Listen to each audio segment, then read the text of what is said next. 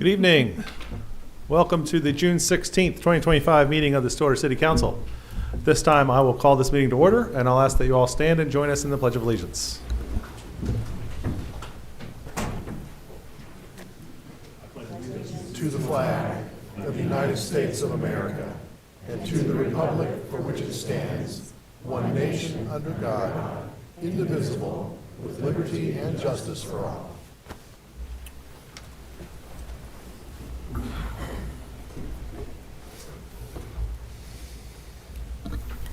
Always great to see a big crowd at the City Council meeting. We appreciate you all being here. Again, as I mentioned before we started, if you're here to speak in one of our public hearing items, you do need to be signed up to do that, so make sure that you get signed up before we get to those items on the agenda. Councilors, we will jump right into the consent docket. Questions, comments, action on the consent docket. Please pull item I. Item I will pull from the consent docket. I move approval of the consent docket, sans item I. Second. We have a motion and a second to approve consent minus item I. Please vote. With a vote of 5-0, everything except item I in the consent docket is approved. Councilor Harden? So is Mr. Henderson here?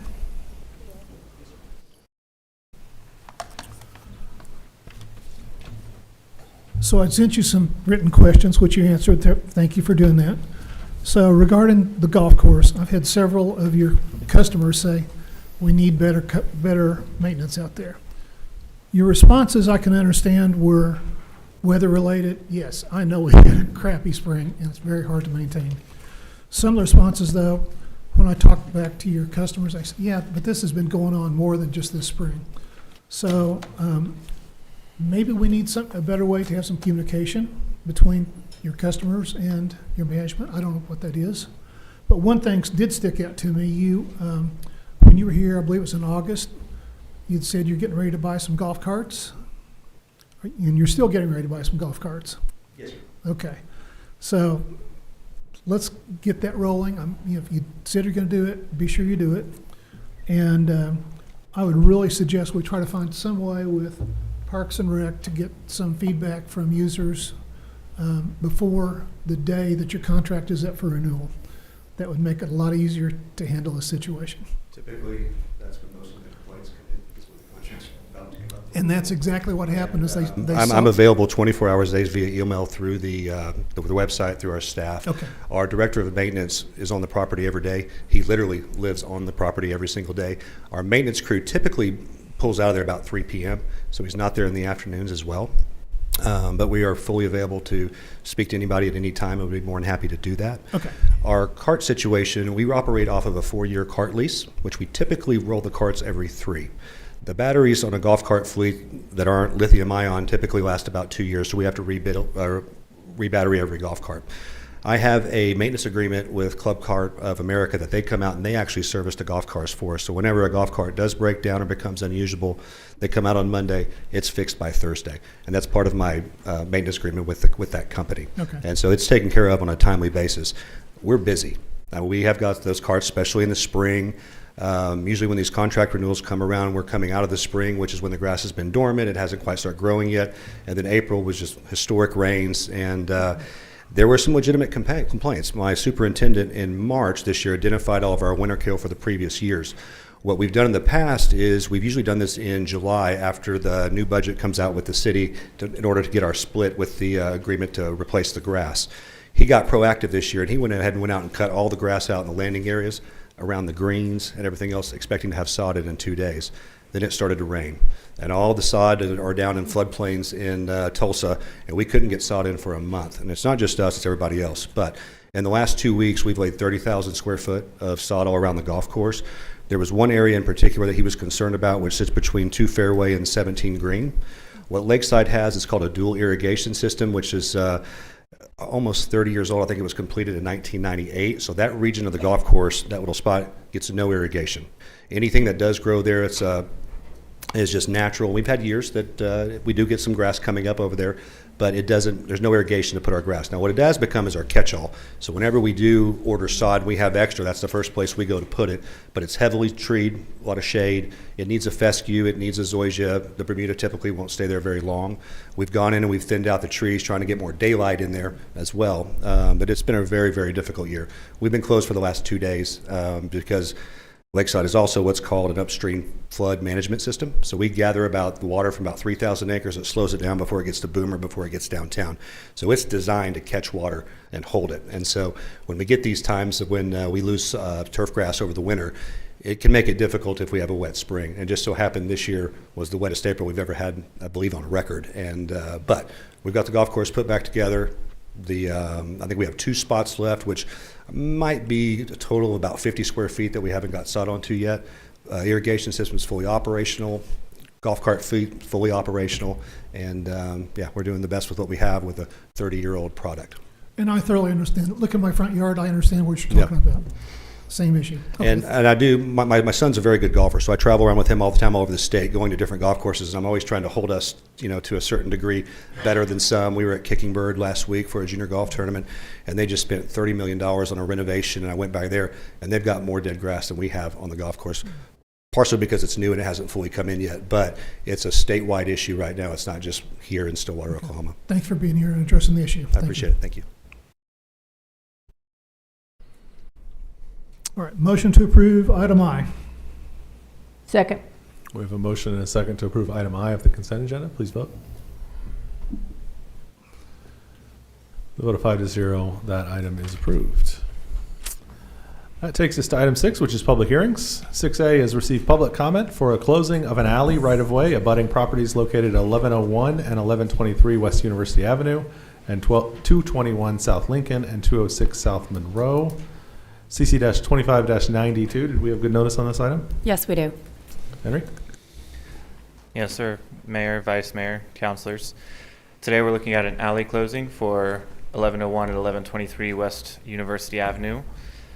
Here's the area map, which shows this property south of University, north of 3rd, and between Lincoln and Monroe. The area in the blue is the area proposed to be closed. Here's the aerial where you can see the existing house on the northeast corner of the pink area. You see a gymnasium to the south of the alley on the east, and on the west is a building which is proposed to become a parking lot. Here's the zoning map where you can see the existing zoning on the property, which is RMU, residential, multifamily, urban residential. To the north, you see U for university. To the southwest, you see RMI for multifamily, intermediate, residential. And to the southeast, you see the little orange area, which is a PUD over a RMU, which is residential, multifamily, urban. So here's the street view from the east side from Monroe Street. So what you see on the right side of this image is the existing building, which is to be rebuilt or remodeled. On the left of the screen, you see the gymnasium, and in the middle there, you see the alley, which is proposed to be closed. Here's the exhibit where you can see the 20-foot alley, again, proposed to be closed. In the development agreement, which was approved during the consent docket, we have written in that any easements that the city deems as required will be provided, which is one of the reasons why we're recommending approval of this closing. A lot of those easements have already been submitted to the city to be approved at a later date. I'm open to answering any questions if you have any. Councilors, any questions for staff? Seeing none, at this time we'll move to the public hearing, just to let people know about the rules, and this will apply to both of our public hearings tonight. So we will ask you, we've got the folks who signed up, I'll call you up here and ask you that you introduce yourself and with your name and address. You will have, everyone who speaks has 5 minutes to speak during a public hearing. You're not required to use all 5 minutes. I do have about, I think, 19 or 20 folks signed up to speak, so at 5 minutes each, we're all gonna be here for a long time.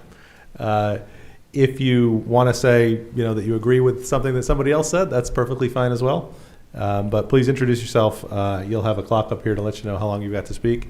And we're happy to hear from you. And we'll go ahead and open this public hearing on item 6A. First person I have signed up to speak is Willie Baker.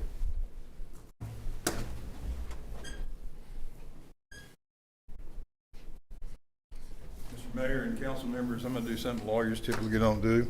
I'd like to yield to Jimmy Kuykendall, who I believe signed up as well. He's got the kind of encompasses what we're trying to do. And, All right. Step away.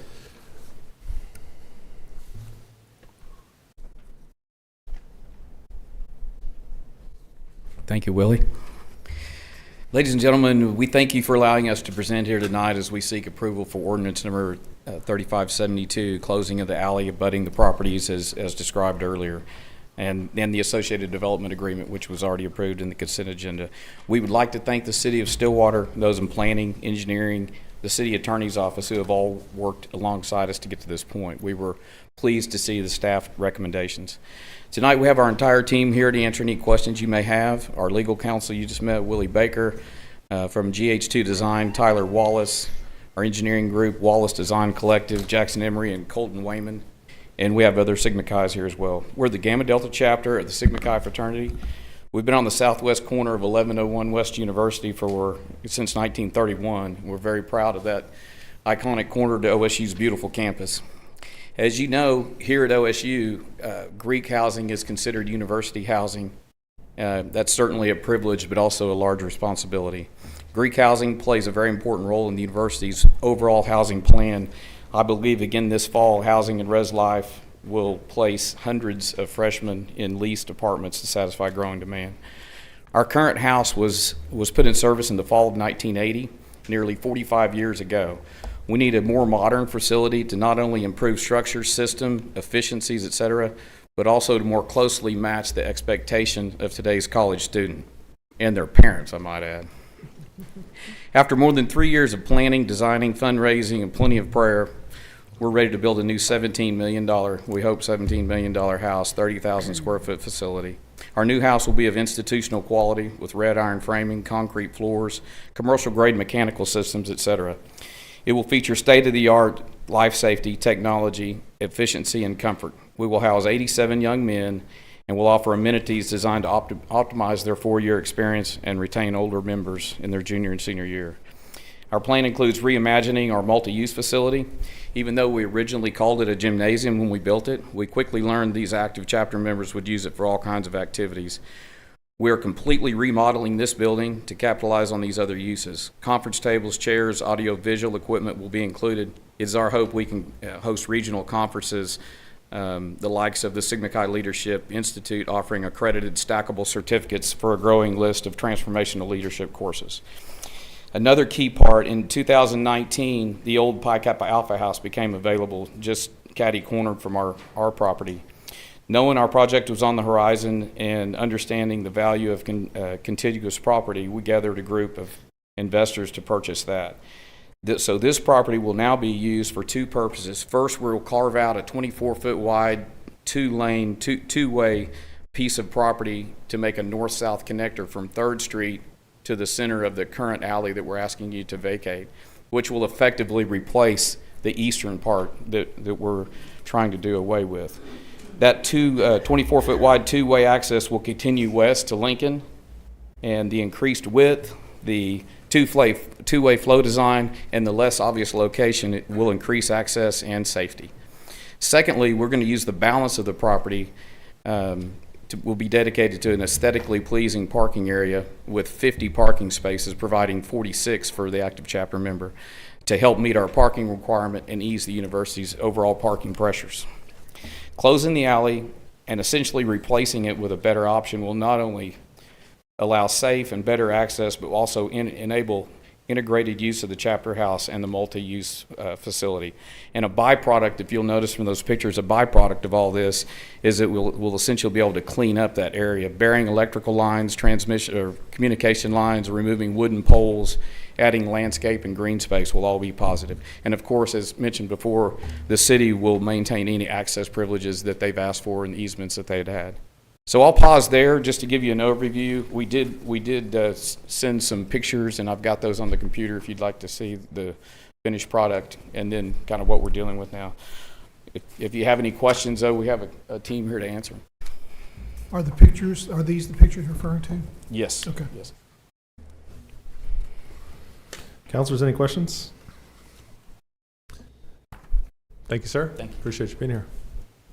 Now, is the rest of the team, the folks that I also have signed up, do you all, Jackson, Emery? You can speak unless we have questions. All right. Colton Wayman, same. Tyler Wallace, same. All right. I think that's it. Staff, is there a recommendation on this item? There's no one. I don't have anyone else signed up to speak.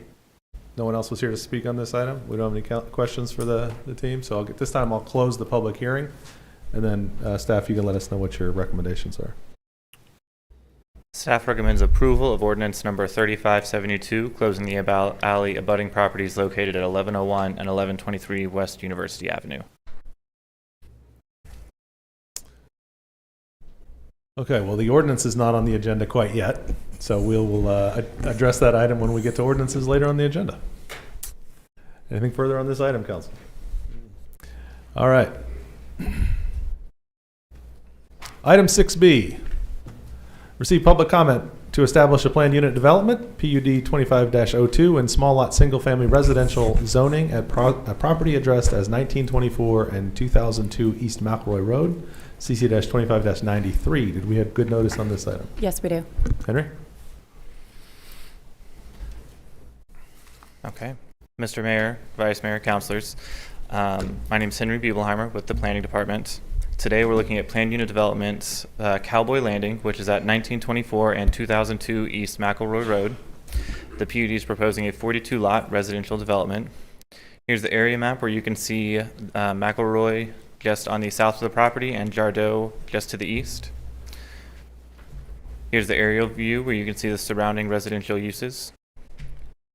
Here's the street view from McElroy where you can see the two existing residential properties. And here's the zoning map where you can see the existing RSS zoning on the property, which is once again outlined in pink. Let's go ahead and switch this. So we have this property here outlined in pink, which is what we're looking at. This property was rezoned in August of 2022 from RSL large lot single family residential to RSS small lot single family residential. On the east, it has CS commercial shopping. To the south, you see Wedgewood, which is zoned RSS small lot single family residential. To the west and to the north, you'll see RSL, which is the large lot single family residential. Here's the future land use map from the comprehensive plan, which shows the long-term plan for this property is to be commercial. So these are just a couple sections of code that I'm going to go ahead and read through, and then we can talk about later. So the planned unit development considerations. The planned unit development provides the opportunity for varying densities, greater design flexibility, mixed land uses, and improved marketability. The applicant may be required to provide amenities above and beyond those required in a conventional development. Review and approval of a PUD is a process to achieve the intent and purpose of these regulations and the comprehensive plan. In all cases, PUDs are to be reviewed as to the type and location of a proposed use and whether the overall design of a development is compatible with its surroundings. Standards and criteria established herein shall be used in any such determination. Below, I have a list of the standards as written in the zoning ordinance. Each of these standards does have a couple sections kind of explaining what these standards are and how they apply to a PUD or planned unit development. If you do have any questions on any of those, definitely let me know and we can get that code pulled up. Those listed are permitted uses, area and bulk standards, screening, access and circulation, open space, signs, common facilities, improvements, bicycle paths, transitional setbacks, and mitigation factors. So here are the requested modifications to the land development code. So to explain this chart, on the left we have the categories. In the middle we have the current code requirement, which is if you were to develop this as RSS single lot residential, what you would be required to do. And then on the right you have the proposed PUD standard. So the first category is gross density. If you were to develop this as RSS, you would be allowed 8 units per acre. The PUD or planned unit development is proposing 10.2 units per acre. Now, planned unit developments are allowed to vary sections of the land development code, but with certain limitations. So that's what this 12 acres, 12 is stating there, is that a PUD or planned unit development is allowed to go up to 12 units per acre in RSS small lot single family residential. So just to clarify that point there. On to lot size requirements, which is where the majority of the variances are. We have the minimum lot area per code is 5,000 square foot. The request is 2,400 square foot. We have the minimum lot width, which is 50 foot. And the request is 30 foot. We have the minimum lot depth of 100 foot with the requested 80 foot. The bulk regulations are largely met by this PUD. So you have the front setback of 20 foot which is being met by the PUD or planned unit development. You have the rear yard of 20 foot, which is being met by the PUD. The requested variance here is a 5-foot side setback. Now, the reason that's a requested change, you are allowed a 5-foot setback in RSS single-family residential, but it does, with every story above 1 story, it does step back 3 foot. So if you were building a 2-story structure, it would be an 8-foot setback. The PUD request is a 5-foot setback for 2-story structures as well. And lastly, on the bottom here, we have residential single-family. Code requires 1 space per bedroom, and the proposal is 2 spaces per unit. And the statement of intent says there will be a mix of 1 to 3 bedroom units. So here's the site plan. This is a simplified site plan, not the one that was submitted with the packet. So the site plan you're approving is the one we'll see on the next slide. This is a simplified version for graphics for City Council. So on the site plan, you'll see a few call-outs. For example, the 2 common open spaces, which are here in green. 1 with a structure, which is the one right here. There's a proposed structure. 1 with a detention pond and open space. So right now the detention pond is proposed to be located here on the northern part, and this is a proposed open space along the western edge of this little handle. So there are 2 parking spaces proposed per unit. What that means is right here there's 1 in each the driveway of each unit, and there's 1 inside a 1-car garage of each unit. Those are the 2 spaces proposed for each unit. And then there are 9 community spaces being proposed right here in red, where you can see, I believe there's 6 right here and 3 right here. Those are the 9 spaces to be provided for the 42 units. And you also see the trash enclosure here in blue. Access, also, I have overlaid the red boxes on the more technical site plan, which would be reviewed today. So the 2 proposed access points are off of McElroy, which are outlined in red. 24-foot wide private streets are being proposed throughout the community for vehicular and pedestrian access. What that means is there's not internal sidewalks being proposed throughout this development, so the 24-foot wide streets would be for both the vehicles and the pedestrians to walk on. Sidewalks are being provided along McElroy here. Now, because the streets are being proposed at 24-foot wide, that means the full street is required to be a fire lane, which means there's no parking on any sides of the street, so there'll be no on-street parking throughout this development. The statement of intent states that the management company, which would be hired by the homeowners association, would be in charge of enforcing that. I believe that was everything on this slide. So the purpose of a planned unit development, once again, a section pulled from code. These are 7 sections, which will probably be discussed more. So 1, to encourage diversified living environments and accommodate a mixture of land uses that otherwise would not be allowed together on the same site. Staff thinks that this proposed PUD does meet that requirement. Number 2 is permit flexibility within the development with respect to area and bulk standards to best utilize the physical features of a particular tract of land that would not be allowed under other circumstances. Staff thinks that this is more to do with topological complications which haven't come into play for this planned unit development. So number 2 is generally seen as not applicable. Number 3, to provide and preserve meaningful open space, particularly where it is necessary or desirable for such common areas to be shared by more than one owner. This PUD or planned unit development is providing more open space than is required by code. There are some concerns about the amount of open space and the quote-unquote meaningfulness of it to be discussed. So number 4, we have encourage a more efficient use of land, public services, and natural resources than is generally achieved through conventional development. Staff believes that Cowboy Landing does meet this. Number 5, provide a smooth transition from surrounding densities, intensities, and uses within this proposed in the PUD or planned unit development. There are some concerns about the transition to the lower density residential to both the west and the north of this property. On the north of this property, there is a 6-foot vinyl dipped chain link fence that is proposed. And the way the statement of intent is written, that if there are at least 5 trees that could be preserved, there will be no need for the fence or additional planting on the north. Specifically on the west and the east was a large part of the conversation at Planning Commission, which we'll get to in a bit. But there were concerns about the transition to the existing low-density residential to the east, even though that property is zoned CS for commercial shopping for potential redevelopment in the future, and the existing RSL or small lot single-family residential to the west, which we'll get into what Planning Commission recommended for that. So on number 6, to encourage the provision of amenities beyond the minimum requirements of a conventional development, staff does think that they are going above what would be required by offering amenities. And in number 7, to encourage accessibility and affordable housing, staff does think that they are meeting the affordable housing. This PUD is for smaller lot sizes, which would generally be more affordable housing, but with the lack of internal sidewalks, there are some concerns about accessibility. It's a long analysis, so to keep going, On next steps for consideration by City Council is approval of the preliminary PUD plan. If approved, the preliminary PUD plan may serve as the preliminary plat. The final PUD will require City Council approval as well as the final plat, both of which would come back before you if this project were to be approved and move forward. There was a protest that was submitted by surrounding property owners to the City Clerk's office on June 11th, 2025, which has been presented to the councilors. It has been determined that the protest procedures in Section 2358 are specific to a zoning map amendment and are not applicable to the more specific provisions applicable to the PUD preliminary plan application and its approval process, but that has been submitted for your consideration. So the Planning Commission summary: 5 neighbors spoke at Planning Commission in opposition to the proposed PUD or planned unit development. Concerns included but are not limited to parking, neighborhood compatibility, buffering existing uses, internal sidewalks, and traffic impact. With those concerns, Planning Commission did recommend conditional approval with a 3-to-1 vote on June 3rd, 2025, subject to the wooden fence along the western property line be a minimum of 8 foot tall. The proposed plan is 6 foot tall for both the east and the west for context. And the wooden fence along the eastern property line be a minimum of 7 foot tall. Additional conditions for considerations. I just want to clarify that this is here for examples to be considered. Staff is not necessarily not recommending any or all of these considerations, but as we hear concerns from the neighbors, if you would like to add additional conditions, there are options there. So if you were concerned about additional buffering for existing neighbors, you could propose a larger buffer area or larger.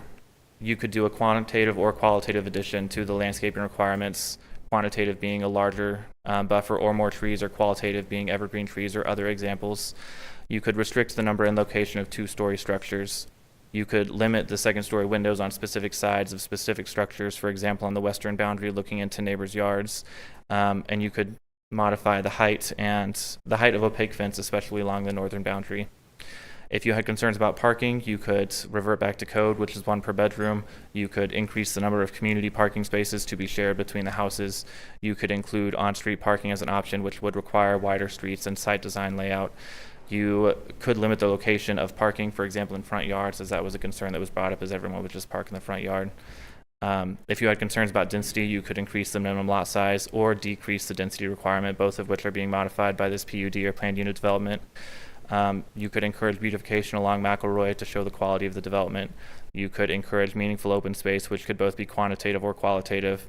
You could require internal sidewalks, which is a modification being requested with this PUD or planned unit development, or you could require a turnaround at the northern end of the dead-end street. All of which are options, as well as other things not mentioned. This is just a list for discussion. Open to answer any questions if you have any. Councilors, any questions for staff? Not yet. Okay. Well, Thank you. I Yes, just, sir. Henry, could you kind of give an overview of how a plan like this is reviewed internally at the city? I know, like, does the fire department look at it? Who else has looked at this to this point and had to give some kind of okay or not okay on it? Yes, sir. That's a great question. So this has to go through the IRC, or Internal Review Committee. So it's been reviewed by our utilities companies, by the Fire Marshal's Office, by our internal engineering and our planning departments. It's generally reviewed against best practices as well as the standards as laid out, which was that list that was provided earlier, and all of those specifics that gets into, as well as other people that I'm sure I'm not thinking of. So the fire marshal looks at it with this question of the entire street needing to be a fire lane. Yes, sir. Do you know if the fire marshal had any specific concerns about this one? Oh, there's a fire marshal here. Yep. Thomas, do you mind coming up and?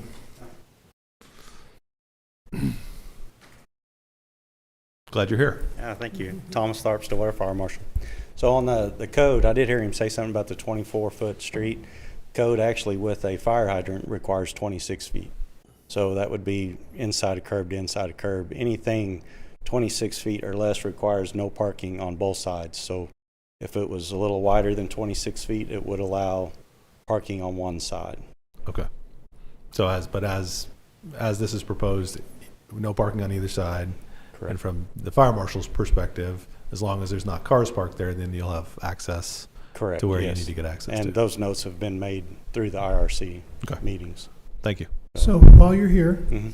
question for you regarding enforcement of the fire lane. So there are cars that park there, who actually enforces that? Does the fire department, police department, HOA, who's going to enforce that? That would be your parking enforcement, I believe, through the PD. Okay, so it's a gated community. Mm-hmm. Can they get in there to enforce it? That I do not know. Okay. With it being a gated community, the fire department requires that it have a knock switch put on the gate to where in case of an emergency, we can gain access by using our Knox key. So one more hypothetical. There's a fire in there and there's some cars parked in the street. Can you get your trucks by them? Do you move the cars out of the way? Do you hook them up to a chain? What do you do? We do the best we can at that point in time. And the design for the 26 feet is to allow 2 fire trucks to pass one another. That's the reason for the 26 feet. And we had a discussion about a fire truck going down that 150-foot dead-end street Yes. and the ability to back out. Yeah. The code allows 150-foot dead end before they require a turnaround. And in the design, you can see that there's a 150-foot mark. And at that 150-foot mark, it still allows 150 foot to go around the house with our fire hose. And that also meets the code requirement. So if there was another house, one more to the north, and the street was any longer, then it would require a turnaround. But per code, for the 150 foot straight in the street and then 150 foot reach around the house, that all meets the code requirement. Any other questions?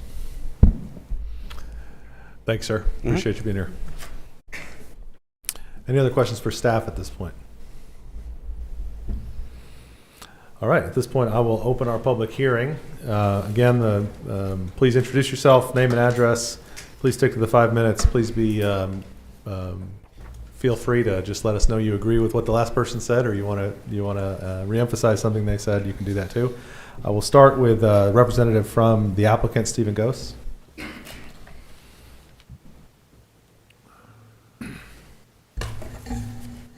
Good evening, Mayor and Councilors. Stephen Gose with Gose & Associates, 113 East 8th Avenue.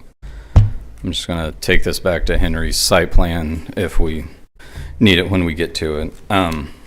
Here on behalf of our client, Hawk Development Holdings, Henry covered a lot of this, but seeking a PUD approval for 42 units on 4.2 acres. As Henry said, it's currently zoned small lot, single family. It was rezoned from large lot several years ago. It is commercial on the comprehensive plan. I wasn't here when that was done to know why, but I think it gets it over to the nursing homes further to the west. The property to the east of us, it came out during just the last few weeks that it is zoned commercial. The city maps show it as RSS. So that's some of the screening and the fencing we did over there was because of that, but we're not gonna change the plan now. So it's anticipated to be in 3 phases. The site plan you see shows it. There's 13 units in phase 1 with a driveway that'll line up with Wedgewood. That's envisioned to be a full gated access with a call box with space for 2 cars. That road would be built. The 13 units on either side of that road, the common space, the common parking spaces, the detention pond, water and sewer. Phase 2 would be that south road extending over to the west to the secondary gate, which would allow resident egress, but entrance would only be for emergency, like the fire marshal covered. And then phase 3 would be the balance of the units in the northwest quadrant. 6-foot sidewalk is being proposed along McElroy to comply with the sidewalk requirements. In addition, we're going to dedicate 7 feet of right-of-way along there to get the half right-of-way to 40 feet for a total 80 foot for the minor arterial street designation. Coming in with this more dense than RSS, there's a national trend just in trying to save costs, provide accessible from the affordability side, not necessarily handicap accessible. And these smaller lots, it's about a 40% reduction in the front footage of a lot, which when you factor in the paving, water and sewer, is quite a bit and can allow for homes that are hopefully more attainable to people. We talked about the fire lanes. One thing since the last meeting we've talked with staff, that South Road in Phase 2 currently is 24 feet. We can make that 27 feet and allow parking on one side of that, which will get us another 8 community spaces in addition to the ones that were already shown. Screening on the west side and the east side is proposed originally a 6-foot fence with trees at about every 30 foot, so every lot that's on there. Planning Commission made a condition for 8 foot on the west, 7 foot on the east. The developers agreed to move forward with that. The north property line, we were proposing originally a vinyl coated 6-foot fence, just try to provide, there's some open space that way, try not to completely box in the development. And the lot to the northwest, the house for that faces sunrise or skyline, and it's pretty far to the west. Again, the common areas being proposed in Phase 1.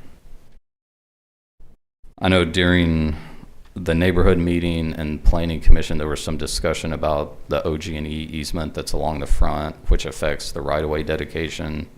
Potentially, there's high voltage lines serving OSU across the frontage of this. It's approximately a 27-foot easement. It varies in width a little bit, but there's 2 or 3 of those tall poles on this site. And so that easement is for those. The whole site is designed with the 7-foot right-of-way dedication in mind, and we're currently working with OG&E and their transmission group to figure out how we get that dedication done. Can we dedicate it because it's in an easement? Is there extra signatures? But we're working through that. But the whole site is designed with that 7-foot in mind. There was also some concerns with traffic and whether a traffic study was done or not. We have not. This would generate about 42 trips a unit based on the ITE trip generations. The preliminary plat requirement is for 100 trips in a peak hour or 1,000 in a day, which we're not near that. So Safa Lucy with the development team is here, can address those concerns. John Bartley is the attorney for the project, and we can answer any questions now or later. We'll let them speak as well. So. I have them signed up. Do you guys want to speak now, or do you want to speak after? Okay. Thank you. Thank you. Next up, I have Simon Ringsmith.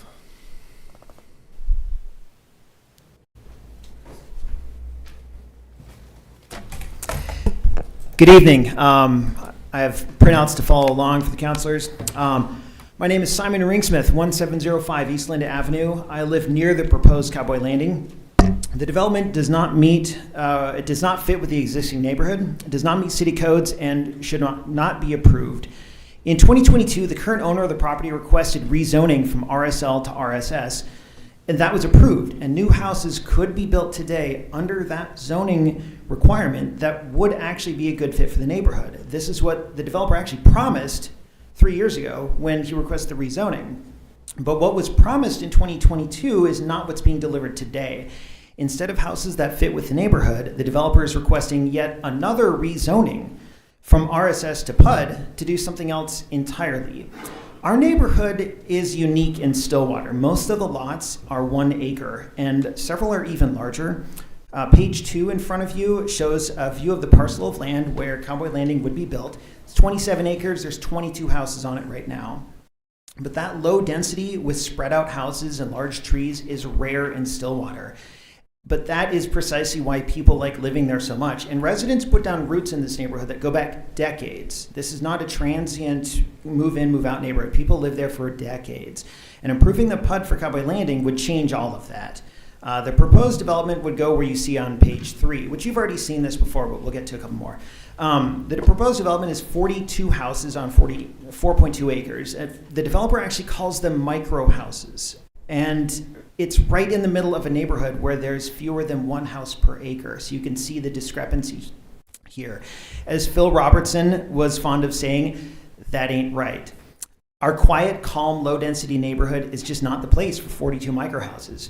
But now I want to talk specifically about how this plat violates two city codes. Page 4, please. Section 23295 of City Code states that planned unit development such as this one must, quote, provide a smooth transition from surrounding densities, intensities, and uses with those proposed in the PUD. The developer's solution to meet this code requirement is, I don't know how this works, but this doesn't seem like a smooth transition to me, a wood fence and then a chain link fence. I'm not sure how a wood fence qualifies as a smooth transition from 10 houses per acre to 1 house per acre. When this was discussed in the Planning Commission meeting on June 3rd, the proposed solution will just make the fence a little higher. I don't see how that solves the problem of a smooth transition. But then page 5 it brings up the issue of sidewalks. City Code 23356 states that sidewalks are required on one side of every street in a residential development. They're required. The only exception, though, is if it's a cul-de-sac. And if so, the street can't be more than 500 feet long. So in the June 3rd Planning Commission meeting, the developer stated that they're just not going to do sidewalks, even though it's required. They're not going to do it because they just don't have room for them in the development as currently platted. They also noted in the Planning Commission meeting that sidewalks aren't necessary in cul-de-sacs, so there's precedent for this kind of thing. But Cowboy Landing is not a cul-de-sac. It's not. And even if it were a cul-de-sac, City Code states that the road in a cul-de-sac has to be shorter than 500 feet to get around the sidewalk requirement. Cowboy Landing has almost 1,000 linear feet of roads. So it doesn't meet the code. The roads are too long, and it's not a cul-de-sac. The bottom line here is that City Code requires sidewalks on one side of all the streets in a development like Cowboy Landing. Developers can't just say, it's fine, we'll just call it a cul-de-sac. If the plat doesn't meet City Code, you go back to the drawing board and you create a plat that works, even if it means you can't fit as many houses in it as you might want. I know a lot of time has been spent on this plat under consideration or this PUD, but if it doesn't meet code, you can't approve it. A solution was actually discussed in the June 3rd Planning Commission meeting. Keep it as RSS. Maintain status quo. Just put in fewer houses. That's how similar developments have gone all over town, like Parkview Estates, Skyline East. They're zoned RSS. The developers admitted in the Planning Commission meeting that they could actually do this. They don't want to do it. Instead, they want to rezone it as PUD and put in a development that doesn't fit with the neighborhood and doesn't meet city codes. Their request tonight should not be approved. If it is, it would be bad for the neighborhood, but here's the thing, it would also set a dangerous precedent for future development elsewhere in town. It would send the message that developers can ignore some codes that they just don't find convenient, and that spot zone is actually a viable option to consider when growing the city. We know this is going to be developed. We just want it done responsibly. Thank you for your time. I sure appreciate it. Thank you. Danny Lamar.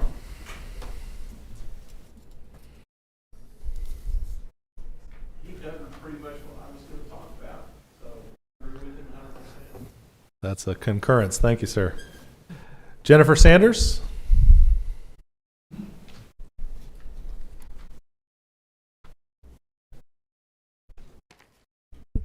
Good evening, everyone. My name is Jen Sanders. I live at 1702 East McElroy Road, which is one lot over to the west of this planned unit development. I'm here to ask the council members to encourage ethical community planning and development because the developers seem to be prioritizing profit over the public good. It's my opinion that the owners are overdeveloping the land, just as the last person has said.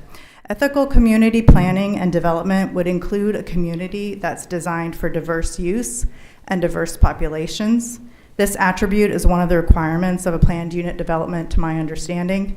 A community designed for diverse populations would have housing that's affordable and accessible to a variety of renters and owners.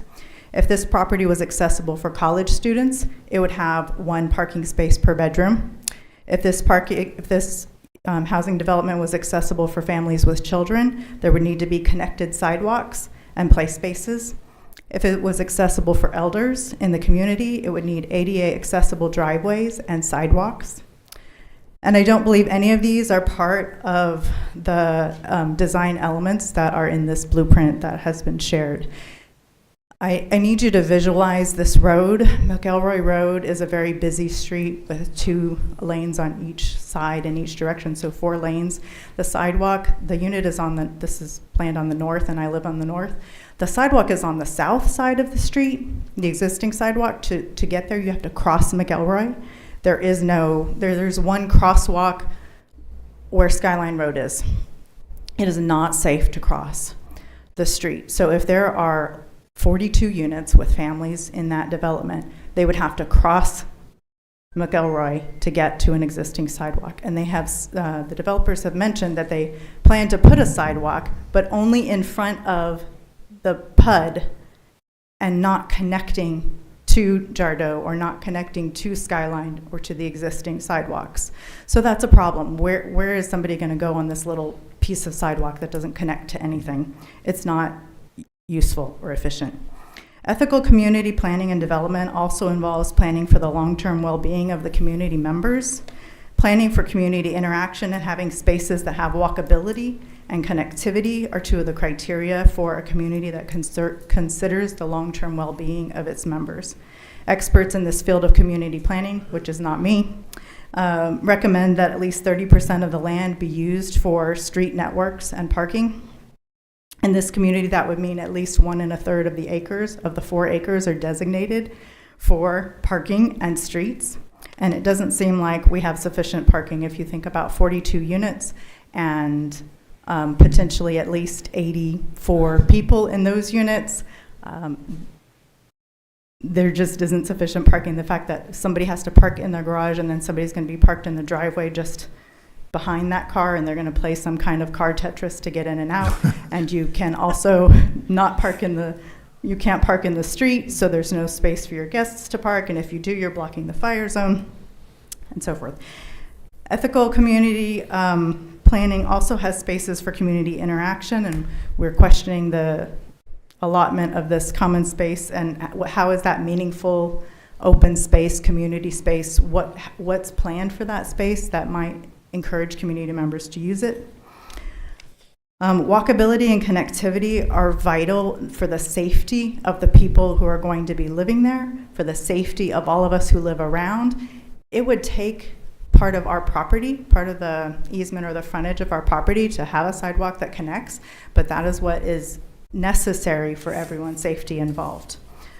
Also, there are 2 schools. There's an elementary school and a junior high. Ethical planning would involve thinking about how do we connect to those schools. Are there sidewalks? Are there passageways for families and children to get to those schools? Or are they cutting through people's yards and crossing streets and putting them in dangerous scenarios? So that's another thing that I think should be considered. Since this development company is prioritizing profit over the public good, I ask that the city council members engage in responsible leadership and require them to have ethical accommodations. First, don't approve the rezoning to allow 10.2 units. Keep it at the existing 8 units. That would allow them space to have enough parking, enough streets, enough community street size and community spaces. And then second, ask that they are required to provide sidewalks that are connected for people to use in an interactive and responsible way. Thank you. Thank you. Stephen Fairbanks.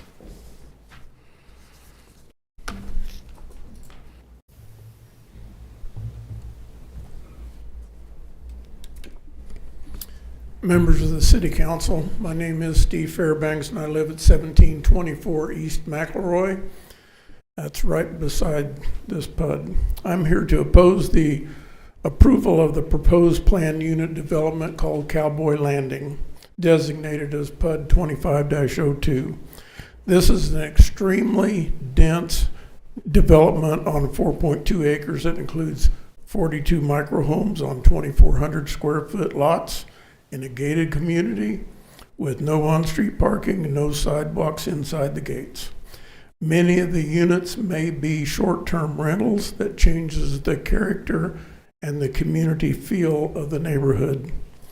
My wife Kathy and I built our home in 1981 and have enjoyed our quiet neighborhood for 44 years.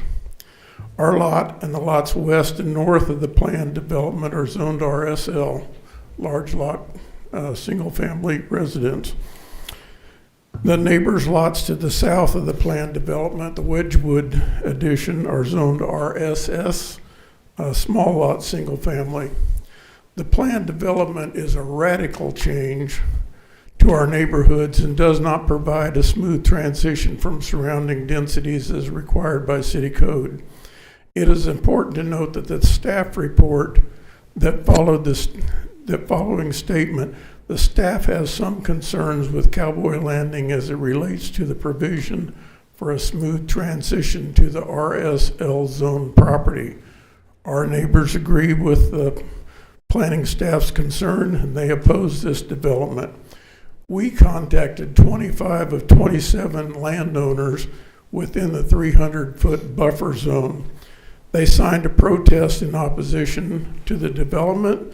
The other 2 landowners could not be reached when we filed the papers. This protest with 33 signatures was filed with the city clerk last week. Another petition was also filed that contained 62 signatures of 28 homeowners in surrounding neighborhoods outside the 300-foot buffer who also oppose this development. Many of those who signed the petitions were concerned enough to show up tonight at the meeting to reflect their opposition. They're the ones that happen to have little orange stickers on their shirts. There's a number of them here. They expressed concerns that many of the 3-bedroom homes will be inviting for rentals to college students and the issues with parking noise and who enforces violations. We realize that a PUD proposal is allowed to request variances from surrounding zones, but this request constitutes a dramatic change from city codes. I hope that you personally viewed the property in question and the surrounding neighborhoods prior to this meeting. If you did, we believe that you will agree that this type of project does not fit with the nature and density of the surrounding properties that are single-family residential large lots and homes. I suspect that you would not want this type of development next to your own home. We don't either. The following is clear. Property owners and residents in nearby neighborhoods do not want this PUD. Cowboy Landing does not comply with the provisions of the PUD requirements of city code that require a smooth transition to existing neighborhoods. I urge you to consider the opinions of surrounding neighbors and do not approve this request. Thank you for listening. Thank you, sir. Larry Caldwell. Thank you. Good evening, councilors. My name is Larry Caldwell. I live at 3312 West Cypress Mill. I'd like to make some comments in support of my friends, the Fairbanks, and their neighbors in opposition to this development. I'd like to specifically address some of the issues with the transition, the so-called smooth transition from the adjoining neighborhoods. You'll hear some trends here that are starting to develop. I'd like to add a few more details. As Steve and the others have discussed, this is an extremely dense proposal for a development. It's a radical change to their neighborhood and does not provide a smooth transition as required by city code. If you take a look at the existing neighborhood along McElroy on the north side, there are 4 residents along there in 3.2 acres of those lots. That works out to be an average of 1.25 dwellings per acre. The development itself is 10.2 dwellings per acre. And there's just a fence dividing those two densities. That does not sound like much of a smooth transition. In addition, they're talking about 2-story homes that are going to be just 20 foot away from the fence that adjoins the Fairbanks and the others on the other side. The 2-story homes are going to be 15 to 20 feet above the top of the fence that's in there. with windows overlooking the property, and especially in the backyard over the deck and in the backyard of those.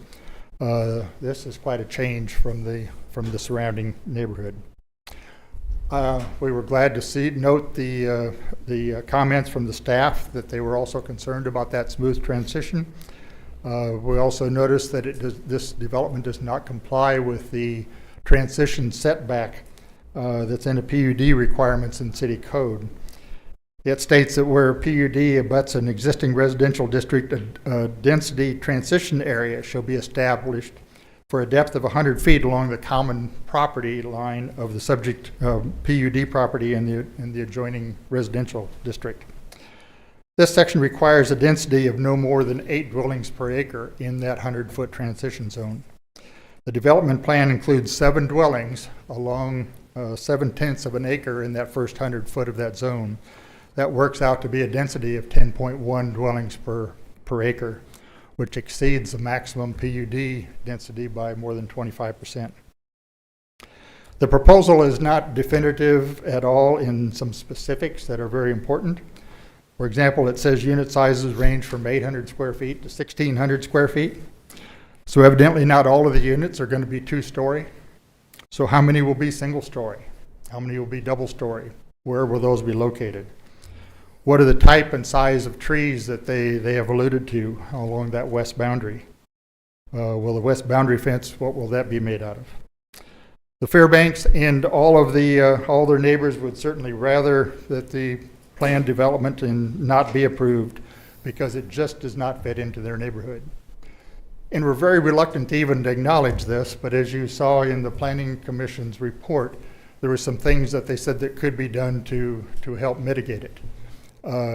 We honestly don't like any of those, but some of those are that they'd mentioned in there that limit the number of houses on the west side to only 5 instead of 7, widen the buffer area to 50 foot instead of just 20 foot along that west boundary, require the houses along the west boundary to be single story instead of double story so they wouldn't be overlooking others' property, require trees that are at least 12 foot tall and evergreen so you don't have to wait 10 years for them to grow to provide a buffer, require that 8-foot fence on the west side and the east side to be made out of a composite material rather than wood. That's going to be much more maintenance free. After 5 or 6 years, that wood fence is going to start deteriorating.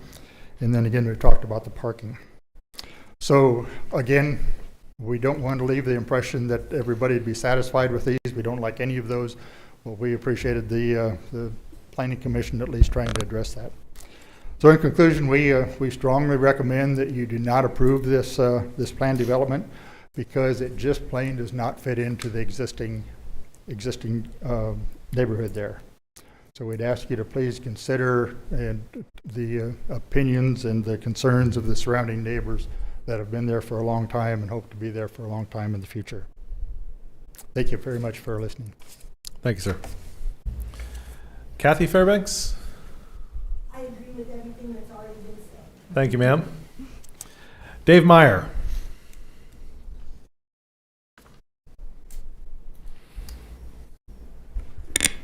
Good evening. My name is Dave Meyer. I live at 1102 North Payne Street. It's on the corner of Linda and Payne. I'd like to take you back to a Planning Commission meeting on May 3rd, 2022, where the rezoning of this property was discussed. As I watched the meeting, Mr. Lucy addressed the commissioners about his map amendment request. I quote, "What we're trying to do, we're hoping for 5,000 square feet lots, keeping it residential in that area. And we're trying to make sure we keep it a family environment for single family homes. We're not looking for apartments. We're not looking for commercial. We just need to adjust the size of the units to kind of mirror the development that's directly across the street from us." End of quote. Mr. Lucy sat down and left the commissioners and those in opposition with the impression that the 4 acres would be developed as 5,000 square foot lots. Larry Roy wanted to know if he understood the lots to be 5,000 square feet. Chair Jana Phillips asked Ms. Driscoll to the podium to address this issue of the lot size. Ms. Driscoll said 5,000 square foot lots would be the minimum size but they could be larger. Chair Jana Phillips asked Ms. Driscoll, and I quote, "So 5,000 square feet would be your worst case scenario as far as density goes. So you're saying 18 lots?" Ms. Driscoll said, "Yes, that is correct." I believe the planning commissioners agreed to the rezoning based on misleading information at the time, and those of us in opposition who live in the area believe the worst case scenario would be 18 lots and not 42. So fast forward to June 3rd, 2025 Planning Commission meeting. We now have an RSS PUD, not 5,000 square foot lots, but 24 square foot lots, not anything that mirrors Wedgwood, as Mr. Lucy alluded to on May 3rd, 2022. Not a density of 18 units, as Chair Jana Phillips and members and those of us opposed were led to believe. Cowboy Landing has a density of 10.2 units per acre. Wedgwood, Phase 1, directly across the street from Cowboy Landing, has a density of 3.13 units per acre. They do not mirror each other. This development based on density alone is not compatible with the surrounding area zone RSL. If you review the summary of June 3rd, 2025 Planning Commission meeting, you will see that even Commissioners Prather, Peters, and Shanahan voiced concerns about the density of Cowboy Landing. A side note. In 2011, the Planning Commission approved the Aspen Heights Complex, which was to be built on the southwest corner of Jardeau and East McElroy. Some of you may remember that. At the time, it was 25 acres, 214 units, with a density of 8.4 per acre. The density of Cowboy Landing is greater than Aspen Heights. Fortunately, for those of us who own homes in this area, the City Council denied the development for that area mainly because of the density. It just didn't fit the area. It was not compatible with the large lot area. My property is approximately the same distance from Cowboy Landing as Aspen Heights was. I am forever grateful for the City Council's non-approval of Aspen Heights. That decision truly preserved the spaciousness and the flavor of our neighborhood. Cowboy Landing is similar to Aspen Heights, but with much higher density, which does not mirror Wedgwood at all. I am respectfully asking the City Council to deny the development of Cowboy Landing for the same reasons Aspen Heights was denied in 2011. Thank you for consideration. Thank you, sir. John Dickey?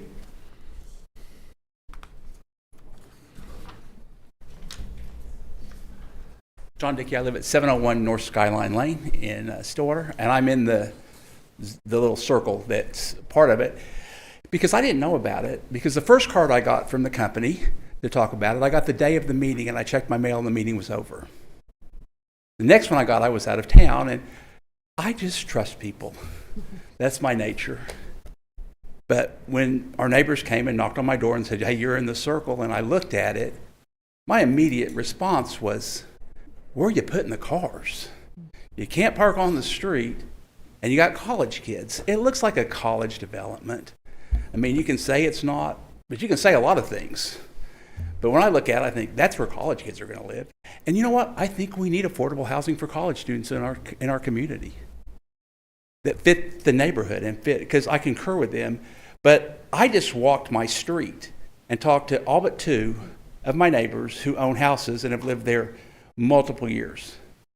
And they signed the petition because they all disagreed with it. Because they said it just, when they looked at it, they said, I'm not very smart, but that doesn't look like it fits with our neighborhood. And so I'm glad that you sit in those chairs. And I will look at you and say, thank you for what you do for our city. One of my prayers, I retired recently, and probably if I were still working, I would have done more research, but being retired, I think I'm working more than I ever did when I was a pastor. But listening to their research, I just have a question. How many times can you say, I need a variance, before you say enough is enough? Because if I said, oh, I need a variance, and oh, I need another variance, and maybe I need one more variance, and I didn't really tell you what I was doing then, at some point, if it just doesn't smell good. If you ever have heard that saying before, it just doesn't have a good aroma. And so I told my neighbors I'd come speak, so I've kept my word. And I'm going to close with this. James says this in the Bible. If any man lacks wisdom, let him ask, and God will grant it liberally. Lord, would you grant these counselors your wisdom to do what's right for our city? Jeremiah 29 says, seek the welfare of your city, because when you seek its welfare, in its welfare, we all have welfare.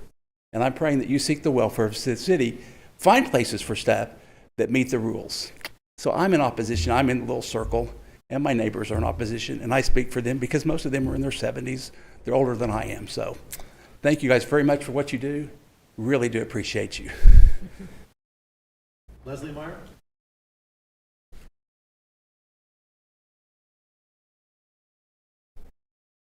Hello. My name is Leslie Meyer, and I live at 1102 North Payne Street. My husband and I are a short distance from the planned development. My family has lived in this neighborhood since 1971.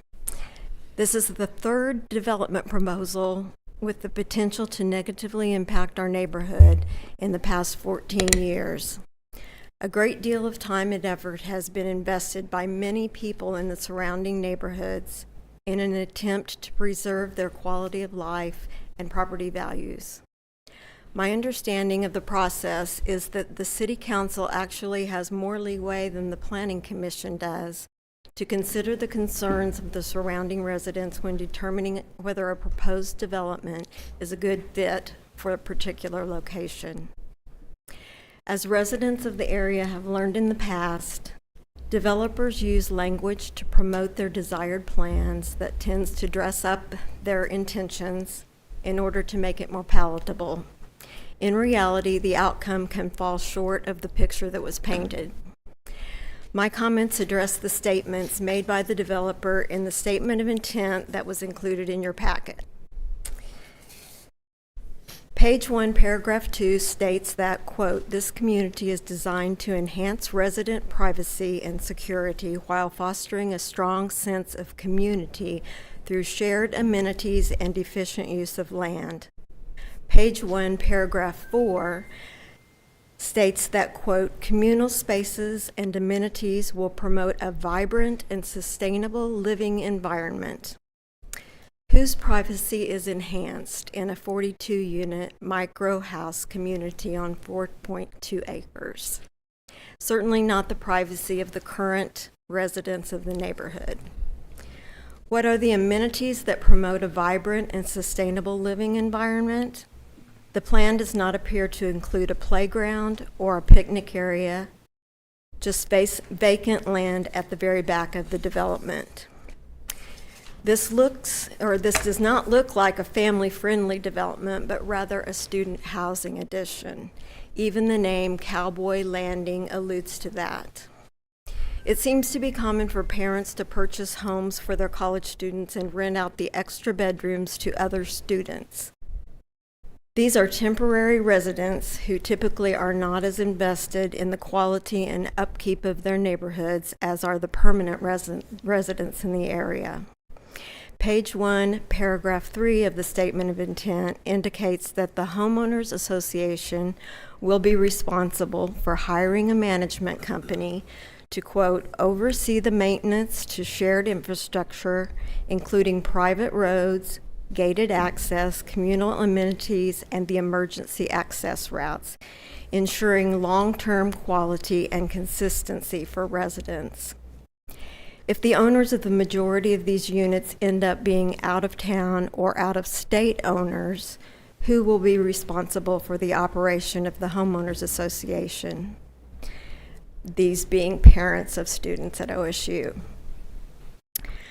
I have been a member and an officer of a homeowners association in the past, and I have a family member who currently has those responsibilities. It sounds simple, but the success of a development managed by a homeowners association requires conscientious, dedicated resident owners who are willing to volunteer their time to make sure that things are taken care of as they should be. This is a thankless position, and it can sometimes be very taxing when problems or disagreements arise. If the trend goes toward absentee owners and residents who view this as a temporary living arrangement, much like a rental, the long-term success of the development may suffer. If this is the case, the developer will be completely out of the picture and bear no responsibility at that time. For these and many other reasons, I respectfully ask you to deny the variances requested for the planned unit development and uphold the RSS zoning requirements that were put in place in 2022. Thank you very much. Thank you, ma'am. Anthony Shore.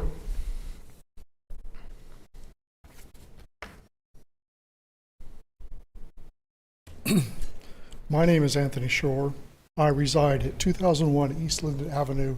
I've lived there for 22 years. I'm considered a newcomer to the neighborhood. Despite having only 15 minutes of notice, I managed to attend the first neighborhood information meeting. I returned home, checked the mail, found out I had a meeting in 15 minutes, and rushed over. And by the way, during the meeting, the developer stated he'd only mailed the notice 5 days before, on a Friday. This is contrary to what he's quoted in the information package you got. When I asked the developer what his target demographic was, I understood him to say, I was confused, him to say that his target customer were those who wished to own properties for use during home football games. This was surprising. But this is, however, consistent with the statement of intent, which says, it is envisioned that some of these units may be used for short-term rental properties in the future. A statement ensuring that short-term rentals must comply with local, state, federal laws, including applicable permits, licenses, and taxes will be included in the covenants. For those people who don't know what a short-term rental is, it's probably not what you think it is. I'm sure the counselors know it's actually something like Airbnb. Okay, so short-term renters may be unaware of or unwilling to comply with restrictions against on-street parking. They're there overnight or over a weekend. Short-term rentals do not always include garage access in the rentals. It's been very, very common. Airbnb, you don't get to use the garage. So that's half the parking gone there. So we may have problems if they do have marketing towards short-term rental investors, where we have a lot of really transient residents who won't honor the parking rules. The application indicates that a maximum of 93 parking spaces will be provided. Assuming up to 3 bedrooms per dwelling, and by the way, they never actually tell you how many bedrooms there are in the total complex. This matters for parking and other numbers. Up to 126 parking spaces will be required if this was just simply the raw RSS with still this many units. I was going to mention that the original documentation and agenda I got said that the side yards were 5. I noticed that's been corrected to 8. I have a concern about 8-foot or 5-foot side yards on a 2-story building. When you put those taller buildings next to each other and you have a fire, as the fire marshal can tell you, you can have radiant spread from building to building. There is no way to get around to the back of the building without exposing your personnel to going through that tunnel and dragging a hose all the way around. The plan says, by the way, that there will be fences between each one of these units. So going around the back of the unit is a very small space, 5 foot, not 8. Mr. Caldwell has already stole my thunder on the next bit about the transition areas. The code very much does require transition areas and setbacks, and it also requires that such information be put it on the plans. I see no calculation for these. RSS and RSL both have different transitional areas. They're not accounted for in the tables, which says 10.2, which should actually be worse than that because you're not allowed 12. That quoted K, J is the one right before it says this isn't allowed. The landscape buffer zones on the western, northwestern, and eastern sides all occur on private lots, not part of the common areas. So it's not clear, is the management company going to come into the backyards and maintain these buffer landscapes? I mean, because this thing depends upon the buffer landscapes for privacy. If they're not maintained, and I don't know how fast they can be grown, they'll be useless. The The site itself slopes 25 feet from south to north. If you don't live in the area and haven't been staring at that lot for the last 20 years, you wouldn't really think about this. With a 2-story building on top of a 20-foot drop, it's 45 foot above you. It's awfully hard to screen that with five trees, maybe a chain link fence. That's what I get to look at. The statement of intent fails to include the required statement of the special considerations which require the PUD zoning classification rather than a conventional district. Sorry, I'm almost done. Couple seconds. Because it's not there. It doesn't say why we're doing a PUD. It also, I point out that a PUD is not to be utilized only for the purposes of obtaining a variance to the bulk standards of the city code requirements, which appears to be what we're hearing here. For these reasons, I urge you to reject the application. Thank you, sir. Patrick Roy.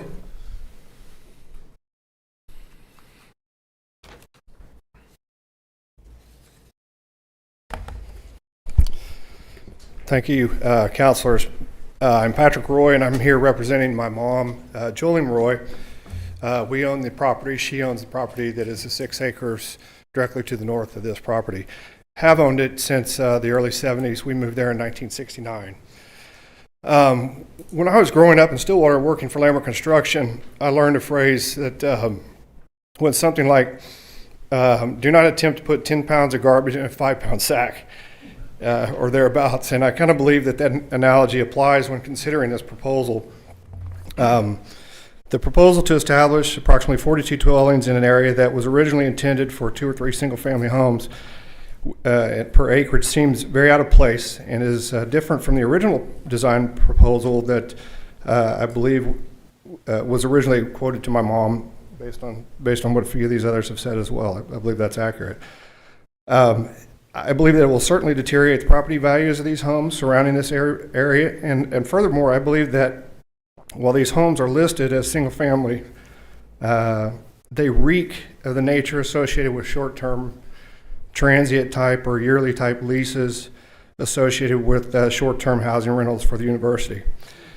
And I commonly, and potentially even worse, as already mentioned, I think these things kind of smell like the type of things that turn into Airbnb rentals associated with the market during the university football season. I'm of the opinion that these tiny homes are a very near cousin to multifamily dwellings or potentially mobile homes or RV parks. And I believe everybody in this room would agree that that's not good for this neighborhood. Recently, I had an experienced CEO in the home building industry look at this, and he told me that based on the size of these homes and the proposed price range, that what we could expect is that these homes are going to be built out of the lower quality end of building materials. In fact, he jokingly said that within the industry, they jokingly refer to these types as future slums. He was teasing, but I think he was accurate when he was saying that. Stillwater might really need and benefit from this type of housing, but we don't think that it's appropriate for this location. As a side note, we had the opportunity to sell our property to the developer during the initial phase of this some years ago, and I can't be more thankful that we didn't, because I can't imagine what those 6 acres being turned into a PUD housing, today would look like right up to the back of my mom's house. So speaking of my mom and my family as future owners of the 6 acres that are still there, we strongly oppose this and hope that you will reject this. Thank you. Thanks, sir. I have 2 more people signed up who I think are both the developer and the representatives of the developer. Were there any other neighbors, surrounding folks other than John Bartley and Saifa Lucy who were planning to speak tonight? Okay. Mr. Bartley?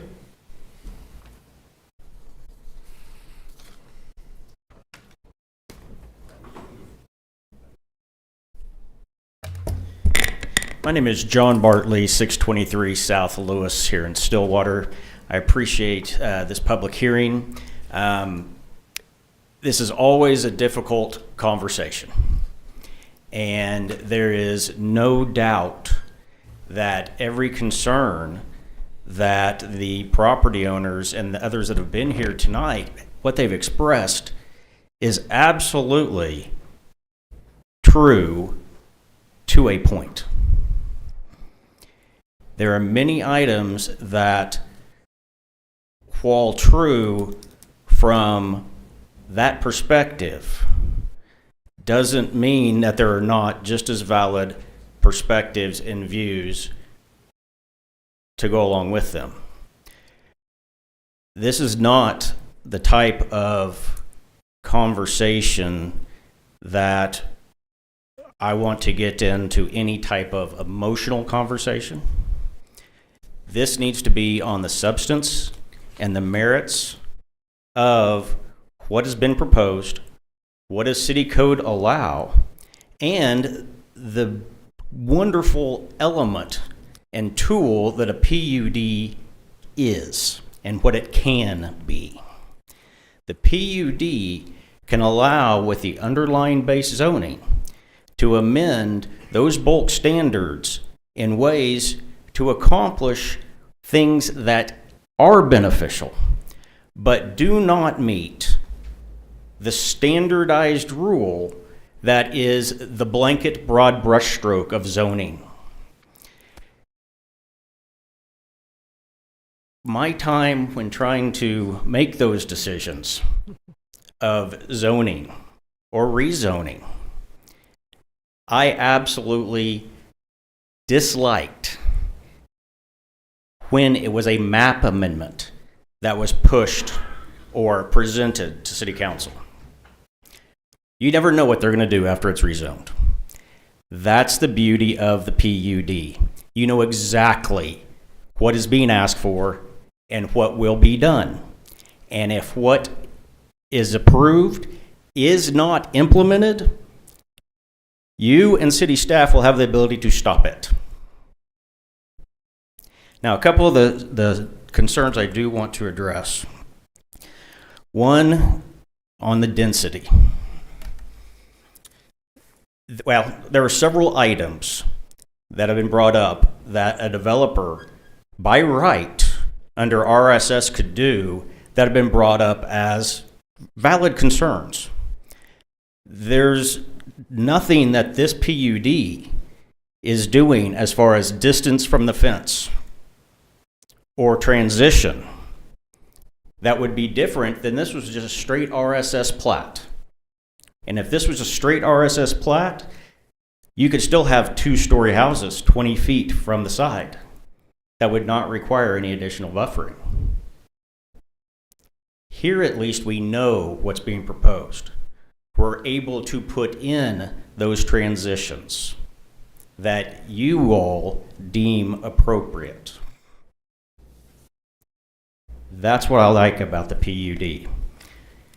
One comment was made that I do want to address, and has to do with the density. The Aspen Heights development that was proposed was a quarter mile to the east, the other side of Jardo. I was sitting up there when that was denied. And it was denied because of the size, the geographical size. Let me phrase it. I voted no, geographical size of what was being proposed. And that I felt like that would harm future growth in those undeveloped areas. It was not density that caused me to vote the way I did 14 years ago on Aspen Heights. With that, I'm almost out of time anyway, but I am available for questions. Thank you, sir. Mr. Alusi.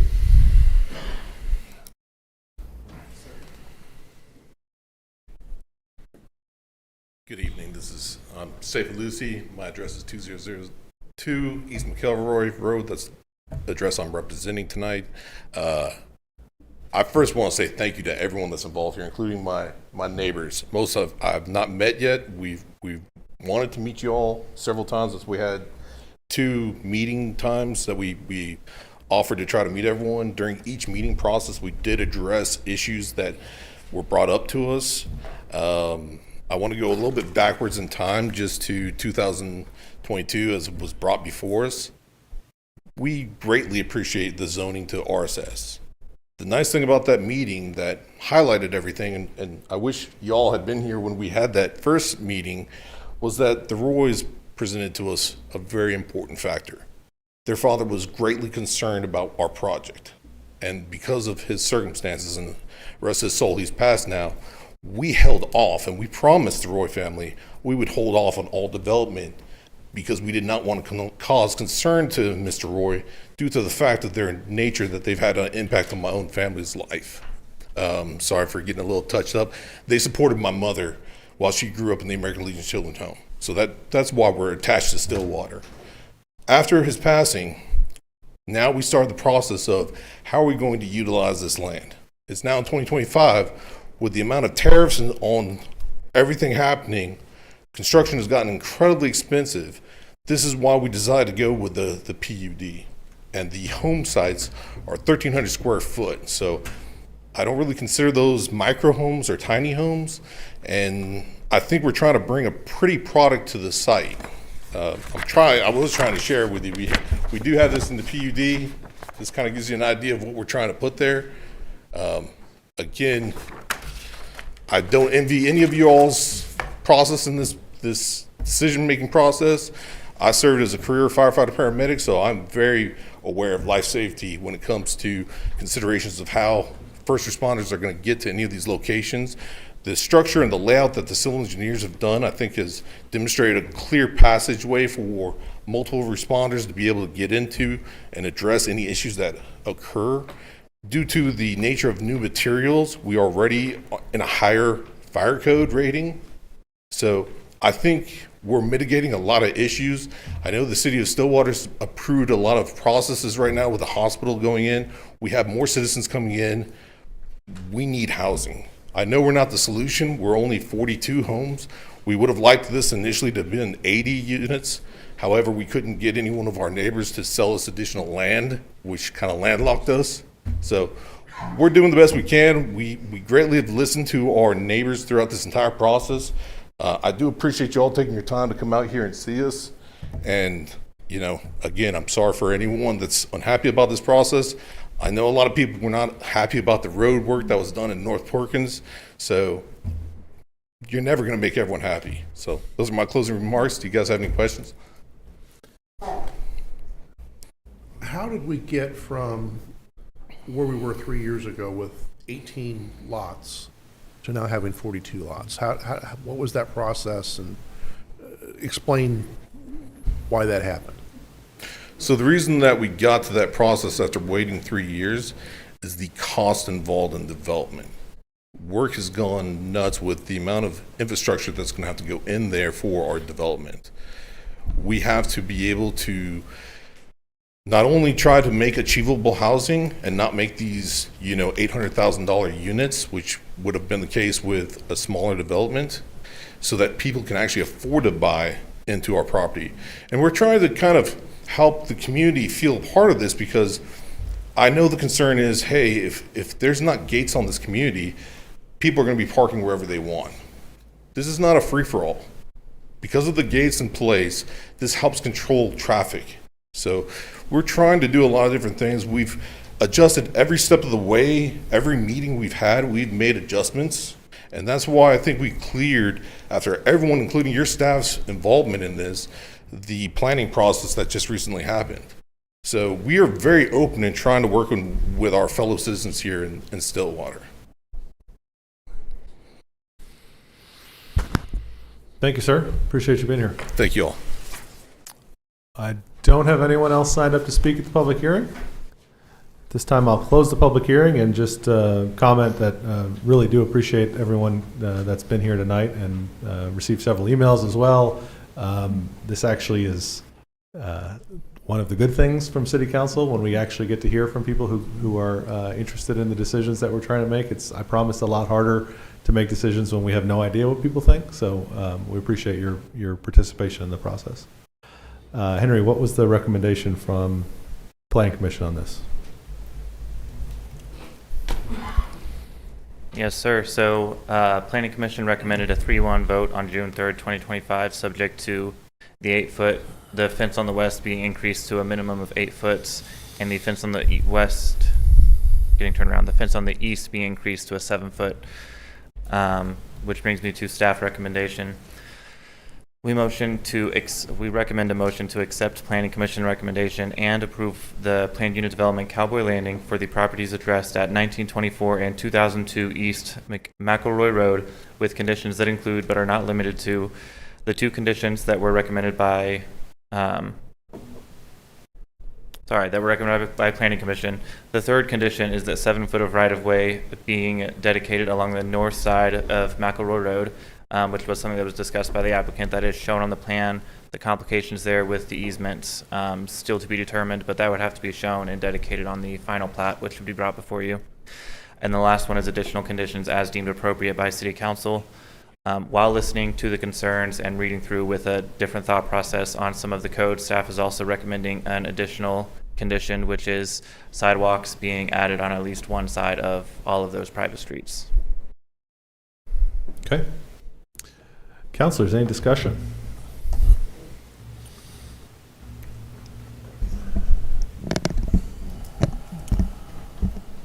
Well, I concur with the mayor and just thank everyone who's come out tonight to speak. I think this is, and I think I've heard Mayor Joyce say this before, this is exactly how city government should work.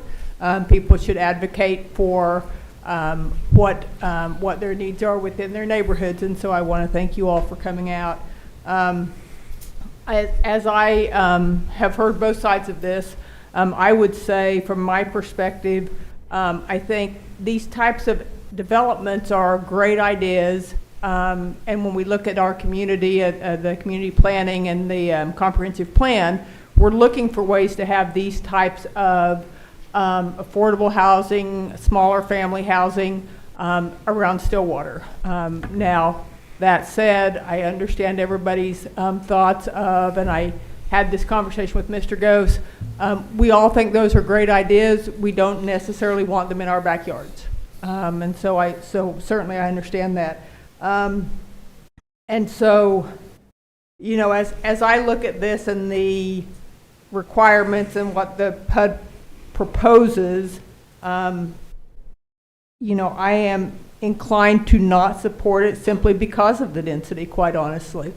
But I do like, and I think Dr. Sanders, you mentioned ethical community planning and trying to work to get to a consensus where something can be put in that can meet what you all want and what you can tolerate, as well as what can be a good business decision for the developer. And so, I mean, that's just my thoughts as we go forward and have a motion. But again, I want to thank everybody who has shown up tonight to just voice your opinions and let us know what this means to your neighborhood and your area of town and your community. So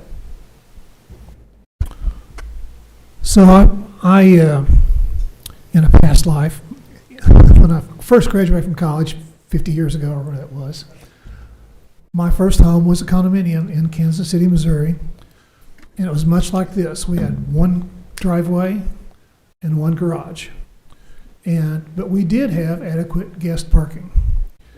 And what happened with that place was the guest spaces were always taken up by residents because they couldn't get their car in the garage. So I recognize that's an issue, and I recognize that's not our problem, that's the developer's problem. But that became a problem for all of us, and then it became a problem as the HOA president. How do you enforce that? And the enforcement of that was not fun. I was not going to call a record and have people towed off. I made a lot of enemies by doing that. But when I hear about this, to me it's a density issue, and the density issue, in my mind, focuses around parking. And on concerned about the fire safety part of it.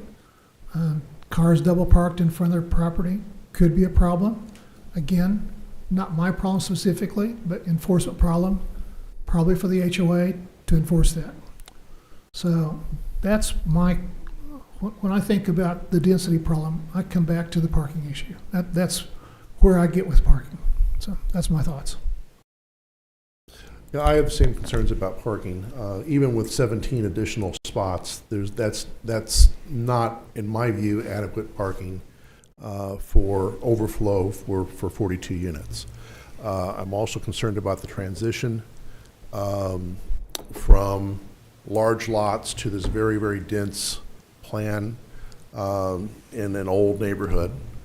I am concerned, what was the other thing I had here? Oh, the dead end, not having a turnaround for delivery vehicles, not having a turnaround for fire vehicles, ambulances. That is very concerning to me as well.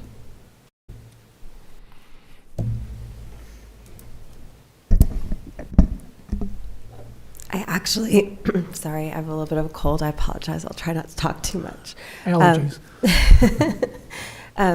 I actually don't worry about the density so much. I'm grateful that somebody is thinking about density in our community. It's something that in order to provide affordable housing, we're going to have to start getting more comfortable with in our community. And I appreciate that somebody's considering affordable housing because it's something, it's a big part of the conversations out in our community right now. And it isn't just for students, it's for families and young people and single people that would love to own a home and we don't have the proper housing stock here in Stillwater to provide that. I do have some concerns around I think transition. Councilor Clark is maybe the same concern that I have when we have a larger lot development moving immediately into this dense area. A lot of times I am an urban planner, that's what I do in my real life, but a lot of times what we like to see ideally if we were master planning that community would be those large lots coming to a small lot, coming to a more dense development. And so here kind of having this this PUD, which again, and Mr. Bartley, to your point, I really also value the PUD process. It's much preferable, I think, to just rezoning and not really understanding or having an opportunity to input and have a say on what those developments look like. But I do have some concern about the transition of this very dense area against these larger lot developments. I did take a moment to drive out there just to get an understanding and a better sense of that space. It's hard sometimes when you're looking at aerial maps and developments to do that. And I do think that could be a challenge in this area, not because of density, but because of that transition. Yeah, I think I would agree with a lot of those comments, right? I think that mainly with the one about we need to start finding places to put these kinds of developments in Stillwater. We have to. As Mr. Lucy said, it is very expensive to build homes. It's getting more expensive every day, and we don't have enough homes in Stillwater. And so to find places to build homes where we can have entry-level units, if you're a young family, if you're a new professional, if you just graduated from OSU and you want to buy a house in Stillwater on your entry-level salary, it is almost impossible, if not entirely impossible, to find a place that you can afford in the city of Stillwater. And so you buy a house outside of the city of Stillwater, out in the country somewhere, or in another town. And there's people around here who are fine with that, and I understand that. But I think if we want our community to grow and to be able to support new industry, if we want our community to support growth in our university, we have to find places to build housing like this. Mm-hmm. At the same time, I'm not sure this is the right place. I'm not sure this is the right plan to do that. And it's very difficult for me. I've gone back and forth about this 4 times tonight about how I would really want to see this, because I do think we need this development in Stillwater.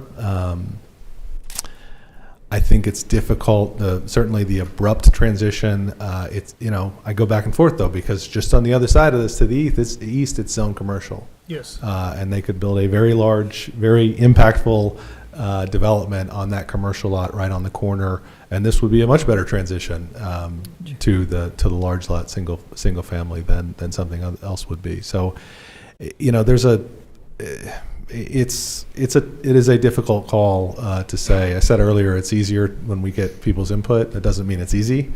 And I don't know what can be done with this specifically. If it is, I certainly appreciate the recommendation around sidewalks, the comments that were made around, sort of making sure if we want, young families to be able to buy these are not necessarily well suited to young families either. And so there's just some challenges to try to figure out if we were going to put something like this, certainly in this spot. This one just doesn't feel like it's a great fit. Now, I hate to hear myself say it, honestly, because I feel like we say that, and people, anybody, again, I mean, you're right, if this was 2 houses down from me, I would probably be feeling similarly to most of you here, but at the same time, we as a community have to recognize and become more comfortable with the fact that there needs to be a change in the way we do housing, and we need to recognize that just because there's a lot of houses in an area doesn't mean it's bad. Just because they're rentals doesn't mean it's bad. Just because there might be a short-term rental doesn't mean it's a bad thing. We have a lot of nice short-term rentals around here, and I don't really know where to go with that because I'm not sure. I can't wrap my head around this particular PUD being right for this area, but I want it to be, I guess is the best way to say that. And I don't really know. My understanding, if we were to make a decision on this and to deny it, there's a question of what the developer might be able to do and how long, if there's a moratorium or not. I'm going to let the city attorney maybe weigh in a little bit on what a moratorium might look like for. It just depends. There is the reapplication moratorium provision does have a section that's specific to planned unit developments. So if this application were denied this evening, if there were to be a new application, it would have to be reviewed to determine if the new application for the planned unit development will permit substantially the same use as the previously denied one. And that initial determination is made by the Development Services Director, and it is appealable to the Board of Adjustment. So if there were significant changes in maybe some of the buffers or some of the density or whatever it is that it potentially could come back and not be seen as the that same. We determined didn't permit substantially the same use as the previous one, then it would be permissible for reapplication. What are our options around tabling? So everyone's identified a lot of issues. You can table the item before taking action on it, and that would, you could direct staff, planning staff, or the applicant to address some of your identified issues, and you could bring it back to a date certain and make a decision at that time. Would the addition of sidewalks change? Is there room right now with the way the site plan is designed to? Would that change make an initial impact to the density based on that change alone?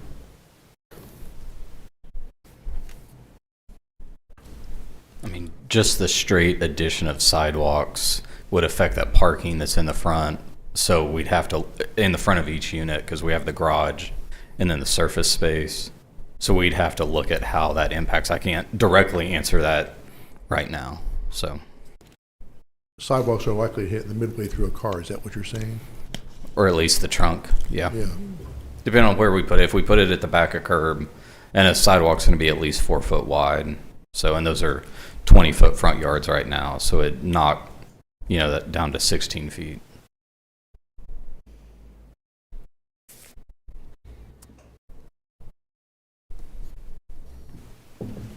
Well, counselors, I don't really know the I mean, I think, well, I think there would need to be some fairly significant alterations to the plan. And so I think it may be best to just make a decision on this plan as it sits and have them, if they'd like to come back with a significantly different one, we could do that. I don't know if the applicant has a... I mean, we'd like to request tabling it to a date certain so we can work through some of these issues and work with staff and see if we can come up with something that we feel and they feel addresses the concerns that have been voiced tonight.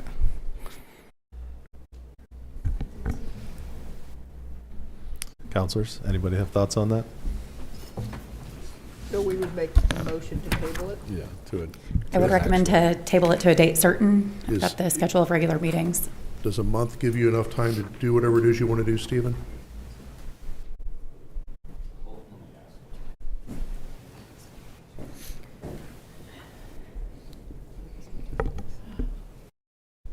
If you tabled it for 2 meetings, the date would be July 21st. Yeah, I was just looking that up. And the developer would like to request the next available meeting if we, yeah, and we'd try to work with staff and see if we can get there in time. So just July to be 7. just to be clear, also, we have a lot of the neighborhood here tonight, Right. what this would look like. So if we table, that would mean they would come back in a meeting similar to this one with the opportunity for public hearing. They could come for public comment, but it would not be another public hearing. We've already held the public hearing. It's been closed. It would come up as a general business item for you to make a decision at the next meeting. But certainly citizens are able to comment on items not scheduled for public hearing. They are afforded 3 minutes of speaking time. So you're saying July 7 with the holiday in between is enough time?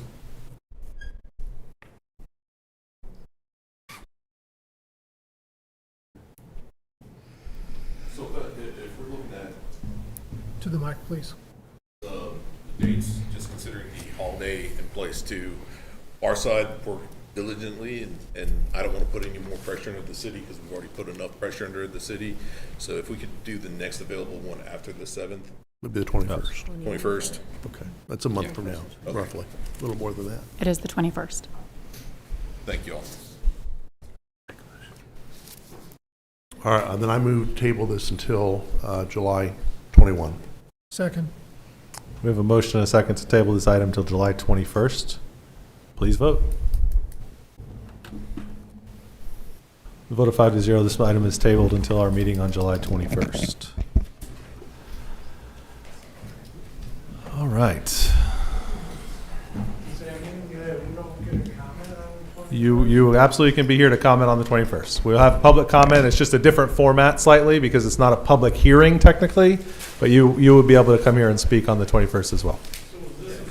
Yes, it was.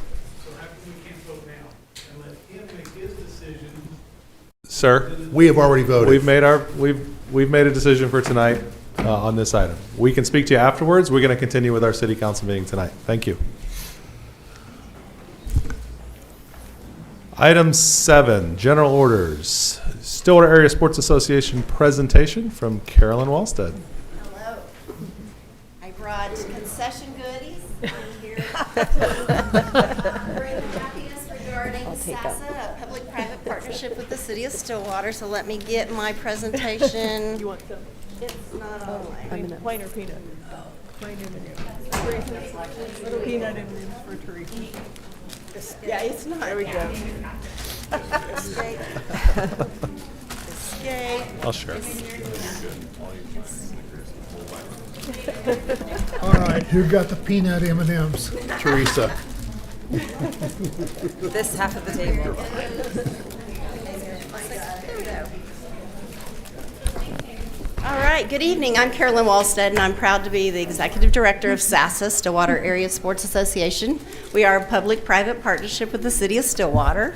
Time out, 1 second. Come on. Pass these around for the people who've been sitting around too long. For those that are still here, yes. And thank Bribery right here. Thank you for the treat. You're so welcome. Here's my pitch. We had a perfect opening night this year. The weather was nice. Here's just some of those fun faces that you guys help support through SASA.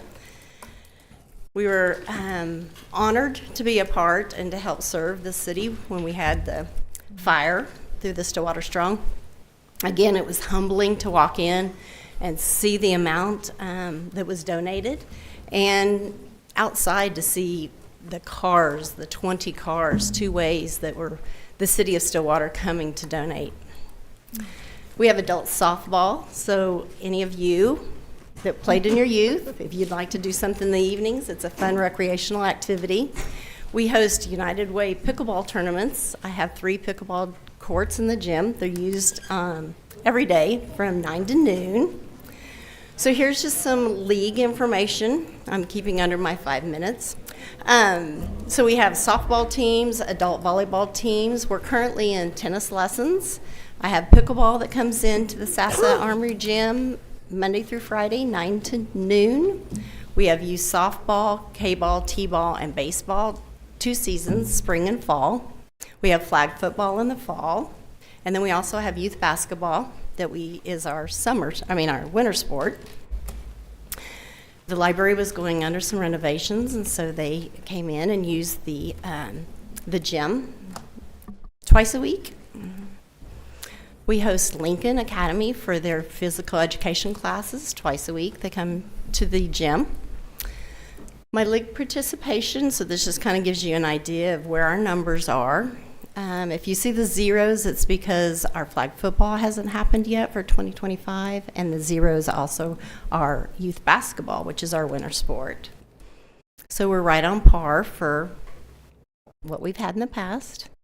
We did, for 2024-25 seasons, we were fully or partially sponsored 273 youth to play in our leagues, whether it be K-ball, T-ball, softball, baseball, flag football, or our youth basketball.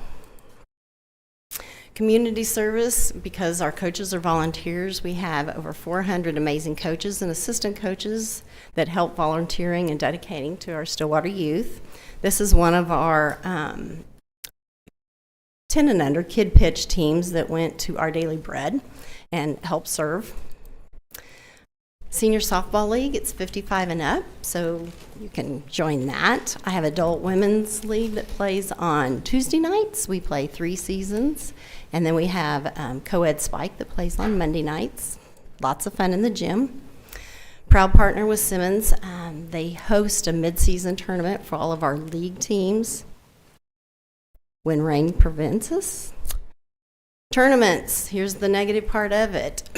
My tournaments are down quite a bit because of the rain. April 4th, 5th, and 6th, I had 103 teams. It was completely rained out.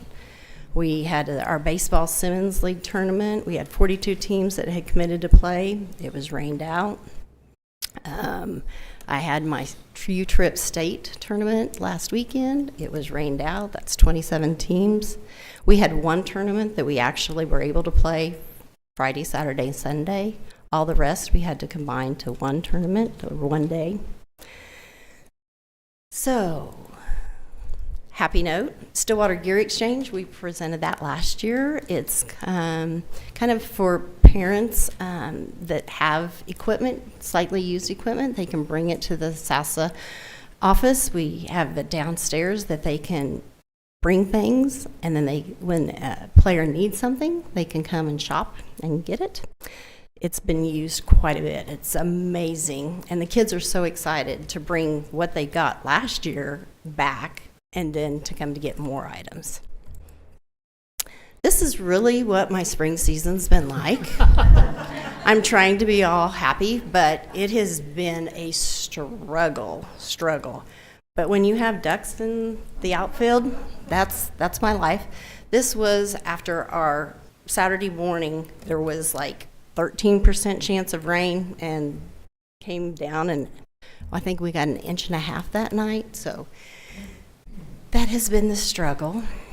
So here's our tournament numbers are down. Last year we had almost 4,000 participants, and this year we've had 2,400. Tennis is happening now. These are some happy faces. Very excited. We partner with OSU Braden Young, Chris Young's son, is my director, and occasionally, quite often, the OSU tennis players will come and show up at the courts and do the lesson with Braden.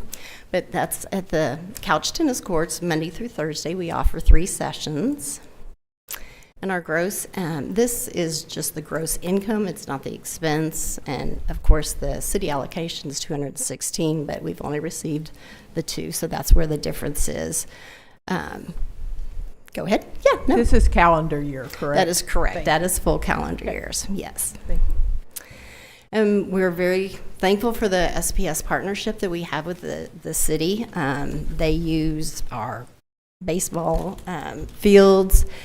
Lincoln comes to the academy. They use the tennis courts that the city provides. And in turn, we're allowed to use the basketball for the elementary gyms for our basketball season. That's the only way that we could host 76 teams. And we also get to play on Stillwater, on the turf. I will say the turf because when it rains out, we can still play on turf. We do host a holiday ratings. Last year we hosted it at the high school, and it's on the books to happen again. And we are happy to assist the Special Olympics. We use the airport fields, and that is just a completely special time. Partner with OSU through the SASA teams. They scrimmage at the OSU Cowgirl games, the men's game. I have tennis instructors. We get discount wrestling tickets and baseball tickets. 3 of my tournaments partner when OSU's home, and when my 103 team tournament was canceled, 53 of those teams had tickets to OSU game. So there's a direct correlation with what I bring in town, how the benefit of the city also. Youth activities, this is just kind of interesting. If you look at the number of participants, practices in an 8-week season, that's how many activities that SASA, the city of Stillwater, are providing for the youth and around. It's a pretty impressive number. We mow 35 acres. That's what our park mows. So just a day in the gym, and we have walkers that is reserved from 8 to 9. Then we have 3 courts of pickleball from 9 to noon. Then we have men's league unofficially. We have several of them, the men that come in and play from 12 to 1:30. Then it's open gym from 1:30 to 5. In the evenings, there's usually somebody in there, whether it be youth basketball, adult volleyball, or a venue that we've rented for parties. Capital investment, so this is what my balance sheet shows as far as for our mowers, the equipment, the trailers, $273,000. And then this past year for 2024-25, we spent $82,000 on field improvements, portable mounds, L screens, just equipment for the season.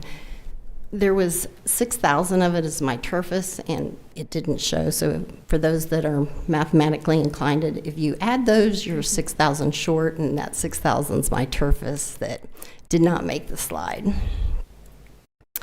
Economic impact. So I got this from the city of Stillwater when we began 12 years ago. I've not changed the numbers, so I'm as far as the $75 or the $200 for the 2 days. I did kind of change it from the 70% because most of our tournaments went to a 1-day tournament, so instead of the 2 nights, spending the night. So we're down. I think last year we were like 2.3 million as estimated as an impact. So again, my tournaments make a direct impact to the economic impact of Stillwater in a positive way.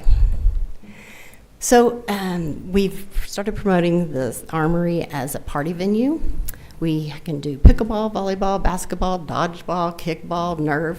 This was a glow-in-the-dark pickleball party. We've done family get-togethers, baby showers, holiday functions, because a family didn't have enough space for their holiday gatherings, so they used the Armory gym. And we provide the athletic equipment, tables, chairs, sounds, ice, and you're allowed to bring food and non-alcoholic beverages in. So it's rented usually 3 times a week with parties. It's a popular venue. Is this the first year you've done that? It's really, I've started really promoting it. We've always kind of rented it out when somebody's called, but the word's gotten out now. Okay. And so lots of parties are in there. But I have a wonderful board, and I'm very thankful for their support. My wish list, usually Mayor Joyce always says, well, what good? If I had a Giving you any of it hasn't changed. It hasn't changed.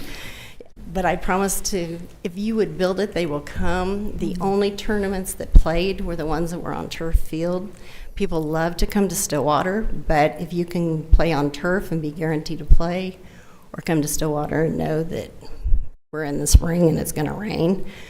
Granted, this season has been the absolute worst, other than the flood, when we had the flood. But if anywhere budget, I promise they will come and it will pay for itself. That's it. Thanks. I'm out. Any questions? Carolyn, I just wanted to say thank you You're for all the work that you do, not only with SASA, but particularly for the work that you did during the wildfire relief. We just invaded your space, and you were so gracious and so willing to jump in, and it was hard. It was traumatic. Our community was in need, and those were the people that were knocking on your door every day, and we're just grateful that they had your friendly face to greet them and to support them while they were shopping through all the goods that our community donated. I just want you to know how grateful we are. Thank you. It was a humbling experience, but I can assure you that they were much better when they walked out. And just thank you for being a continued advocate for health and wellness and athletics. And I think in addition to just the exercise that kids can get and adults, sports just teaches kids so much about teamwork and self-confidence. And so thank you for your continued advocacy for that. I absolutely agree. It's much more than just winning and losing. Yep. So back to the turf question. Yes. So, yes, I recognize that that's an issue here, but there's a lot of communities now that are building new facilities with turf. Absolutely. Are we beginning to get behind the power? We're behind. We're behind on that. We're losing teams to Oklahoma City, Bigsby, Midwest City, Edmond is now. But the only thing, the hook that we have is people love coming to Stillwater, but we are losing our numbers because they can play on turf. What's a turf field cost? The infield's about $98,000. That's to go in and redo what we would have. It is a little cheaper if you're building a new one completely. And I really think that turf, the infields would be enough. Most of them, if you're putting them in new as turf for the infields, you can drain the outfields out so that they could recover. They're not going to recover from a 3.5-inch rain, but they are going to recover from an inch rain. So if you had turf infields, would you been able to play the Yes. tournaments that you canceled? The ones that played, the only ones that were playing in the state are the ones that had turf infields and or outfields. Okay. I know. Don't end on a negative note. I really appreciate our partnership. Carolyn, you guys are doing a fantastic job with facilities that aren't up to the par that we see in some of our neighboring communities, for sure. And we need, as a community, we've got some. When we passed the visitors tax a couple years ago, we added that 30% on to say we need to spend this on amenities, facilities. This ball fields is certainly one of the things that's been identified as the biggest, probably the most impactful use of that money. And we just need to get to the point where we, make something happen. And so, whether it's building a whole new complex, which is a whole process and a difficult thing to do, if it's just figuring out how to put turf on our existing baseball fields and softball fields, that may be something that we need to look at too. So I really do appreciate your volunteering really to sit on this council and to hear all this, but if you ever need to know that you're doing some great things, just come to the Strickland Park on a Monday, Tuesday, or Thursday evening and see all the people in the park and the kids having fun and the parking lot packed and Mexico Joe's packed after the games. It's Try to all go to made Brahms up. after that. Yes, for sure. Thanks, But Carolyn. thank you for your time. Oh.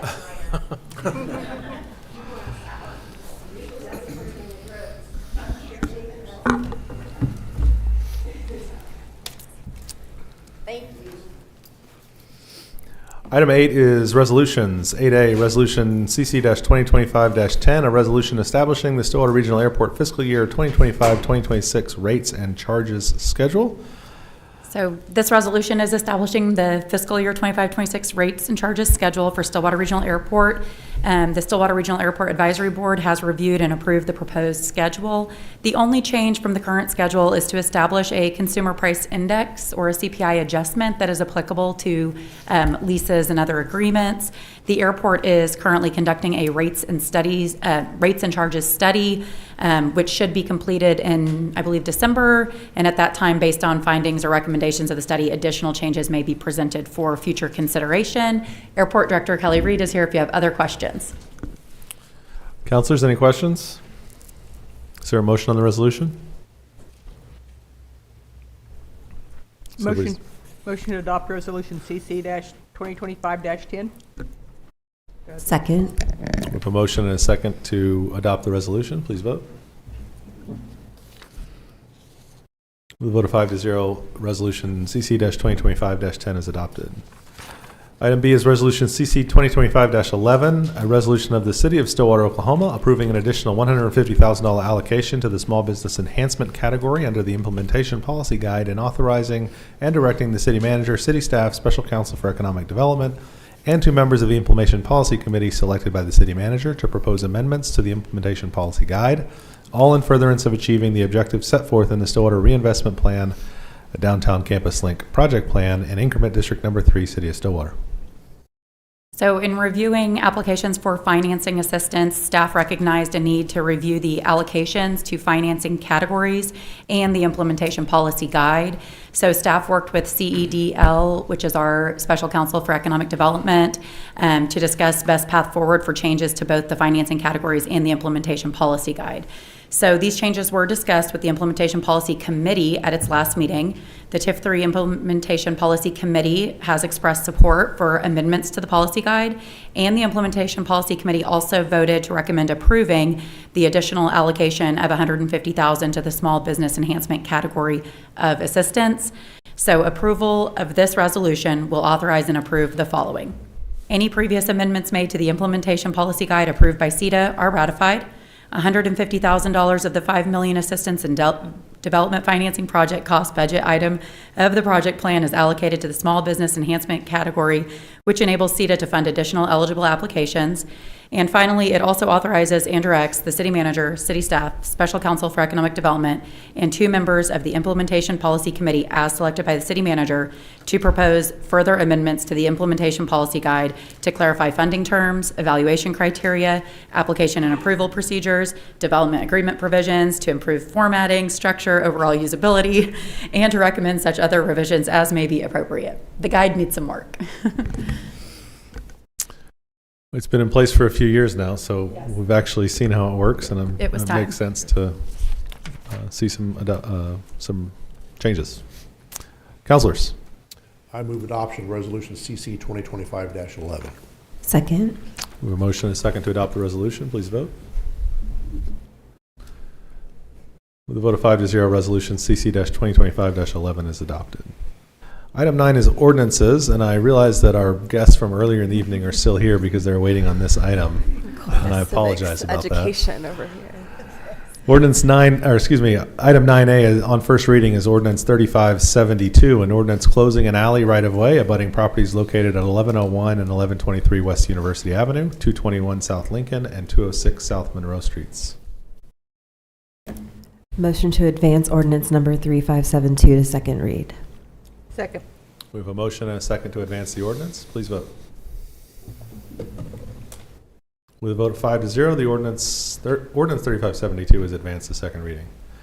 We will skip ordinance 3573. That was tabled for a later meeting.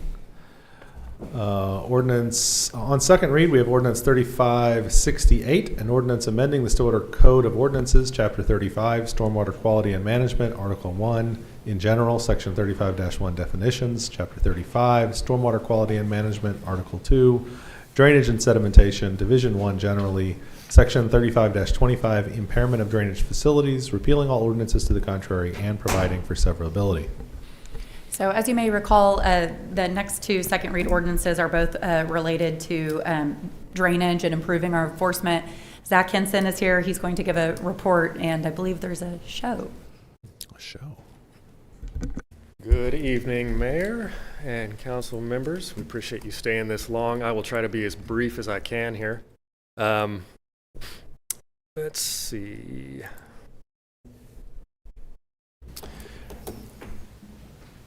Trying to bring up our website here just so that we have it in queue ready to go.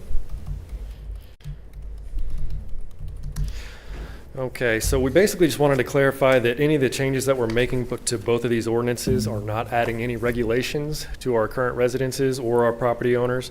These are to clarify existing regulations that we've had in place. The wording was a little vague in the previous iteration of this ordinance, and it included the words maintenance, but some people view maintenance as, you know, I might view it one way, somebody else views it another way, so we wanted to make sure that everybody was on the same page.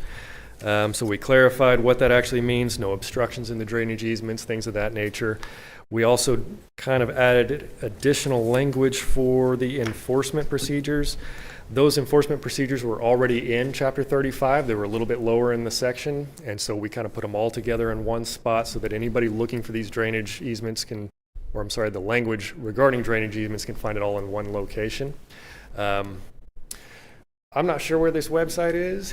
I tried to bring it up. I don't know if, we did create a short video. It's about 1.5 minutes as a request for the education component that was requested during the first read. If you want to see that tonight, we can play it. If you're a little burned out and ready to move forward, you can feel free to view it at your own leisure. It's attached to our website. It's on the YouTube channel. So yeah, there we go. What's another 1.5 minutes? We got it. Okay. Yeah, your call, definitely. We've got it queued up in the back. I'll just briefly show you the website here. The communications team did an excellent job with this. We knew we wanted an education component for the drainage ordinance update, and they went all out and did a component for the entire stormwater program for us. So we've got this nice little mascot here, Dash the Duck. Kids love mascots. We've done a great job. I say we. They have done a great job of updating this website. I can't take any credit for it. So we've got a lot of information on here. This is pertaining to the ordinance updates that we're currently looking at. And I believe Eric was in the back, and he was going to play it from the back rather than playing it through this. So Eric, if you can hear us, feel free to start that video. There he goes. Like magic. Every time it rains, stormwater needs a place to go. Without a clear path, it can lead to dangerous roadway ponding and flash flooding. That's why the city is launching a safety initiative to help keep our drainage routes clear and working as they should. These routes include everything from underground storm drains and street gutters to grass-lined ditches, concrete channels, and even natural creeks and tributaries that haven't been altered by construction. Maintaining these systems is critical, especially in our neighborhoods, to prevent flooding and protect our community. When a problem is identified, like a blocked drainage route, the city will notify the property owner and ask for their help in resolving the issue. Any drainage facility located on private property, whether there's an easement present or not, is the property owner's responsibility. The City of Stillwater will maintain any drainage facilities located on public properties, parks, or within right-of-ways. We believe in working together with residents and businesses to find effective solutions. But when an issue goes unresolved, the city may need to take further steps. This can include issuing a citation, or in some cases, addressing the problem directly with costs potentially passed on to the property owner. If you have questions, we're here to help. Please give us a call or email me at zach.henson@stillwaterok.gov. Together, we can keep our community safe, dry, and prepared, rain or shine.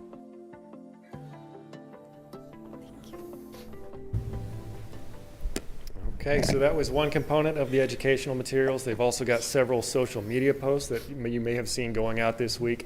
Those are going to continue. We will continue developing kind of an FAQ section, myths and misconceptions. And of course, we've got some color sheets for kids because everybody loves those.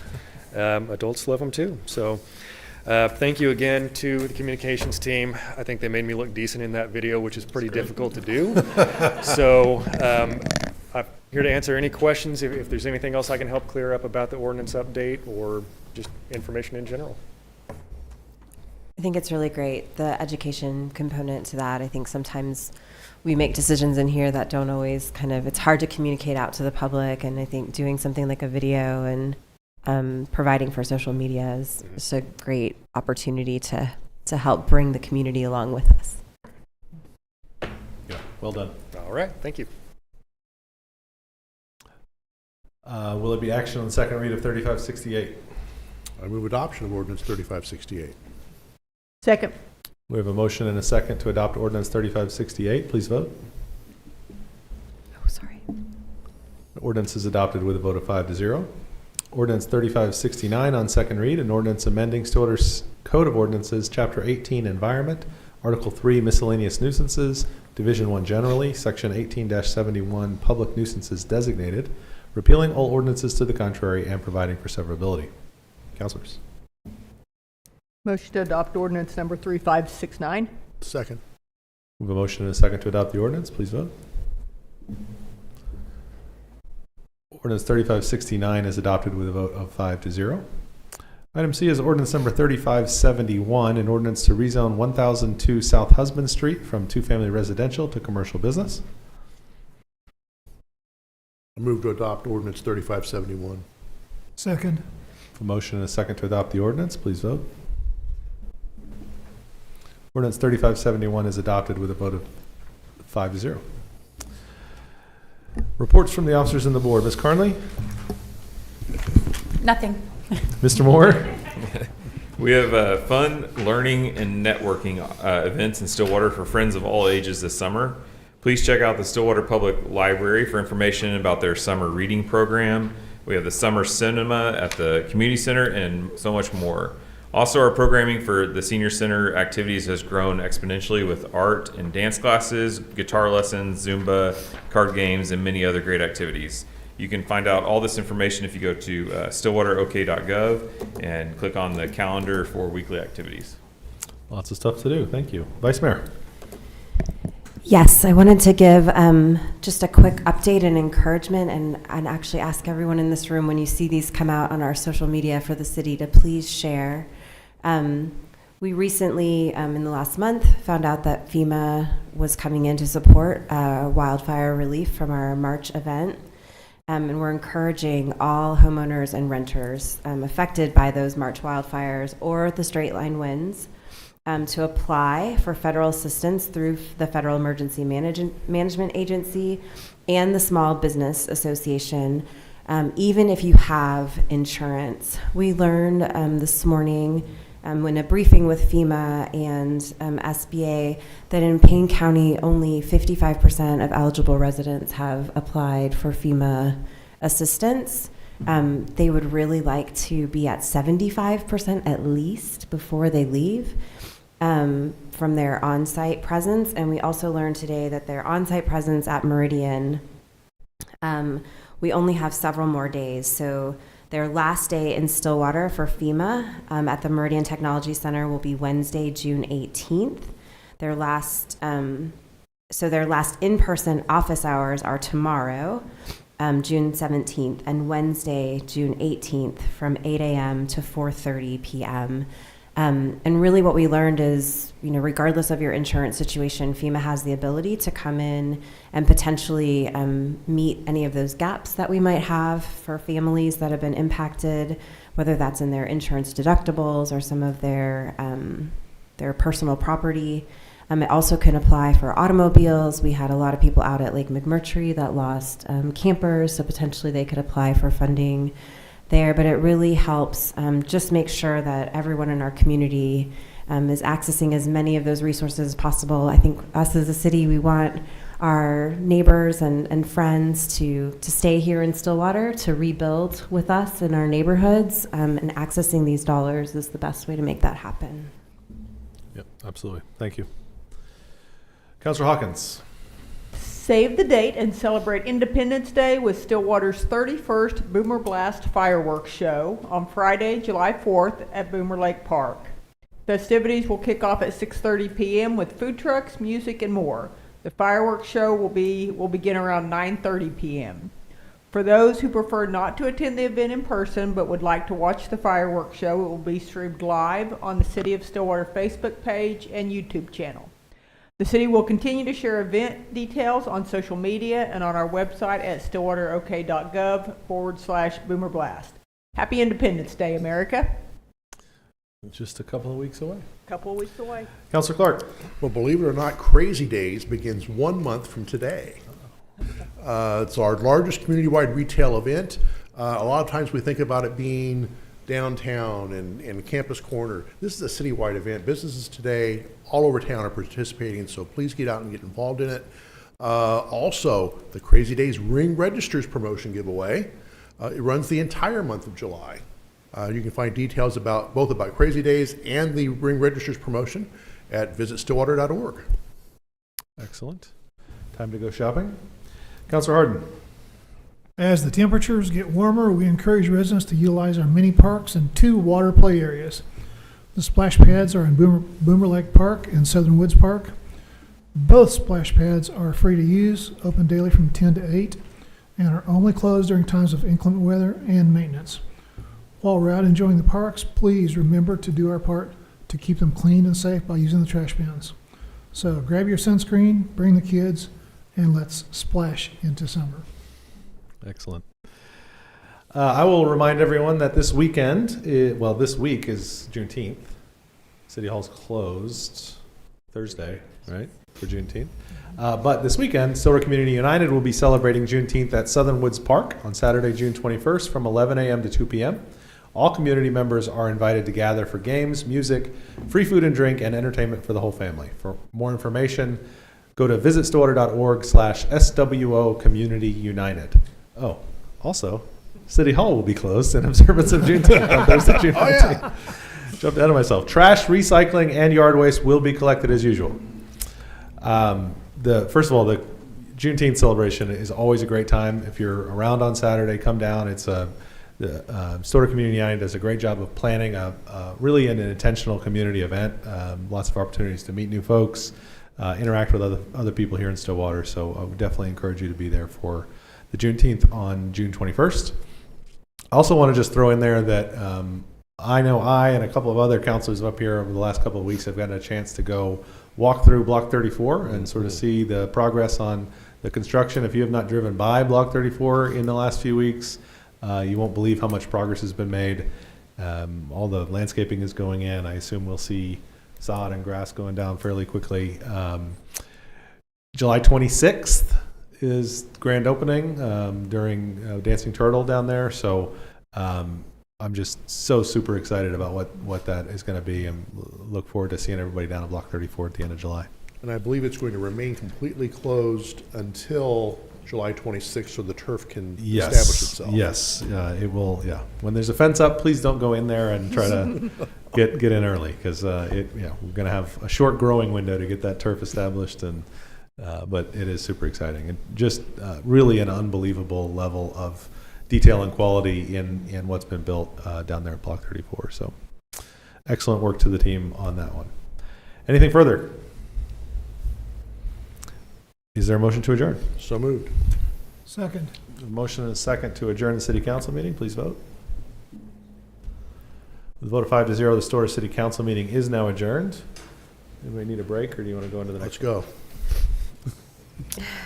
This time, I will call to order the Stillwater Utilities Authority meeting for June 16th, 2025. Consent docket, trustees. Motion to accept. Oh, go for it. Motion to accept consent docket. Second. Motion and a second to accept the consent docket. Please vote. With a vote of 5-0, the consent docket is approved. Under item 5, general orders, we'll have the Waste Management 2025 Solid Waste Study presented by New Gen Strategies and Matt Faulkner. Good evening, trustees. A little closer here. Pull up this presentation.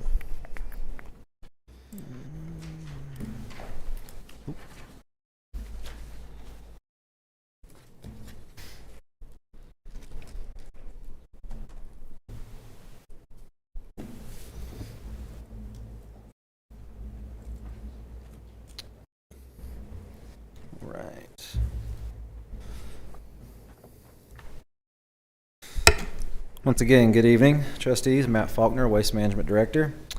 So as part of the waste management strategic plan, we perform a solid waste study every 5 years. Our first study took place in 2020, where NewGen Strategy Solutions LLC evaluated our operational efficiency, cost of service, rate design, and ordinance review.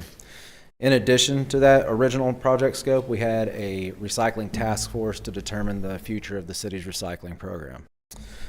Fast forward to now, August 5th, 2024, where NewGen Strategies was awarded the contract to perform the 2025 solid waste study, in which they reevaluated waste management's collection operations, cost of service, rate design, and ordinance review.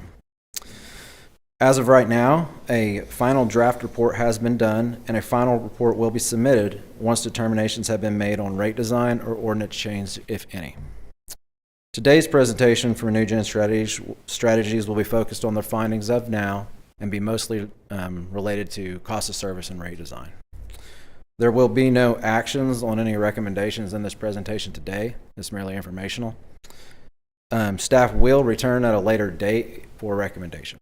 So, without further ado, we have Dave Yonke from NewGen Strategies, and we'll be here for questions. Good evening. Glad to be here. I am going to go fairly quickly through this. You've had a long night, and there's a basketball game tonight, I think. So, You're going to go home and watch it from the beginning. Yeah, that's good. So I'm going to jump right into this. So again, our scope, I'll hit the highlights. Seriously, though, if you have more questions as you go through on this, please don't hesitate to stop, and I'll go into a lot more detail. So we had 4 specific key tasks. Again, as Matt mentioned, operational assessment, evaluate some potential new services. I will talk about that in a second. And then conduct an update to the cost of service study. Also an ordinance review. Just key findings, I'm going to hit these very briefly. The recycling transfer station, it's a pretty straightforward operation where your materials are taken, Republic processes them. The only thing we really saw when we were out there and we were in the field 3 days, there might be the benefit of potentially using tandem trailers to move the compactors. Again, it's not a material item, though, that's going to be significant savings. Right now, it makes sense to stay with Republic on that right now. I mean, if your recyclables were to increase significantly, like another 50%, it might make sense, but nothing to do there. Bottom line, your city collection center, it's a very efficient operation. It's on a small footprint. There's a lot of material that goes through there, but well run. One thing we would recommend is a potential cardboard baling operation there. We've talked with Matt about that and looked at it. There'd be a potential about $76,000 in cost savings and revenue if you were to do that, because right now that material is getting commingled with the other mixed recyclables. So it's like you get it collected, in a nice single stream, and then you throw it in with all the mixed stuff, and then it gets hauled to Tulsa. So what would the capital investment be to invest in the baler? It's basically a baler, getting a baler for that site. So that can vary on the type, if it's a vertical, horizontal, but it's not a significant, well, I won't say it's insignificant, 50 to 100 grand, but balers, you could spend more, but balers can last decades when you take care of them. Okay.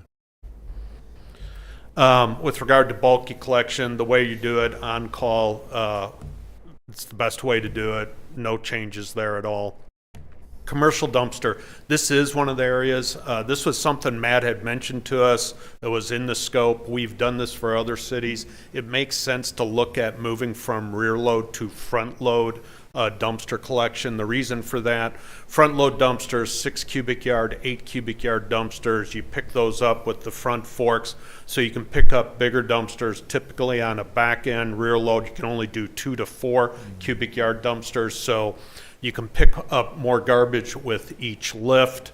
There's also, you don't have to have as many folks with the spotter on the back. Quite frankly, front loaders are safer also. So that's something, and there's interest potentially with OSU contracting with the city if you had front load dumpsters, because that's what they have. So that would require new dumpsters and new trucks. Yes, it would. And that's one of the things we did in the analysis, and it's laid out, the purchase of the trucks, the purchase of the dumpsters, the amortization of all that. And with that said, you're looking at probably conservatively $250,000 to $300,000 cost savings there. But now, the front load cannot dump our current dumpsters. Correct. They cannot. And now one of the things we'll recommend, it's in the report and talk, you lease your equipment on a 3-year period. So it's not something you can just go do right now. You've kind of got to go through the life cycle with your equipment. So there's a good opportunity there for you, and it's laid out in the report. Thank you. Let's see, those were the key items. Ordinance review, nothing major here, just cleanup, with regard to, it's been 5 years, some of the terminology, et cetera. Nothing major though. So cost of service, that's the next item. So again, I had mentioned operational assessment. I touched on those highlights. Now I want to get into the cost of service. I'm going to skip this. This is just the process. I will, and you can't see that, I apologize. This, you do offer a lot of services. There are 17 different services starting on the left side. Just sometimes people kind of forget everything they do. But you've got your residential refuse, yard waste, bulky, garbage, and then commercial, you've got the dumpsters, roll-offs, the list goes on. So we've got that. Those are the service categories we're going to come up with for the cost of service. Also, just so you know where you stand from a reserve standpoint, beginning of fiscal year 2025, so almost a year ago, 11 months ago, you had about 3.7 million in there. You have a goal of keeping a minimum of $1 million balance, which is good. There is a plan to draw down some of those reserves. The parking lot at the fleet services needs to be, it's bad. It needs to be upgraded. And then purchasing some non-leased equipment, such as pickups, et cetera. Okay, this is busy, but let me just walk you through this. And the only line you really have to focus on is rates have not been raised for a while, and so you're under recovering. What we are going to recommend, I'll just tell you bottom line, is phasing in rate increases, okay? That will allow you, you're going to use some of these reserves so you don't have to do a big rate increase all at once. So you will draw down on some of the reserves. Just a few key things I want to point out here. The bar chart, if you look at them going down, the one on the far left, the green one, that is the biggest one, that's your residential services. That's where you're under recovering significantly. So that's it. Just out of curiosity, do I understand this correctly, that the only one that we're over recovering on is street sweeping? Yep. You're How reading do we over recover on street sweeping? You're just modestly, you've got your fee at the $2 and change. Okay. And you're just, Got it. We're covering our costs. Yeah, you're covering your costs very Just modestly. curious. No, feel free to ask questions. That's good. You're reading the bar chart. So That's what she does. But in FY25 on the yellow line, you're expected to under recover 675 grand. In FY26, and again, this is assuming no rate increases, you don't do anything, you're going to under recover 965 grand, and so that would continue. Okay. So we're going to be recommending some rate increases. Here's some good news. So your current rates on a 96 gallon right now, $21.20. Let me just tell you, we're going to talk about, I'll talk about it more, some of the proposed rate increases. you still are positioned very well versus other cities. We're working with a number of these cities here that are going to be looking at rate increases, so I'll talk about that in a second. But you can see you're right in the middle at 2120. One of the things we also did was look at commercial dumpsters. That's a little harder to do because you have a rate matrix. So what you do is we look at what's your cost. Once we've done all the cost of service, we look at what does it cost you to operate those garbage trucks based on how many cubic yards of capacity you're picking up on dumpsters, size, frequency, et cetera. You're coming in at $4.95 per cubic yard, which again is real good in that range.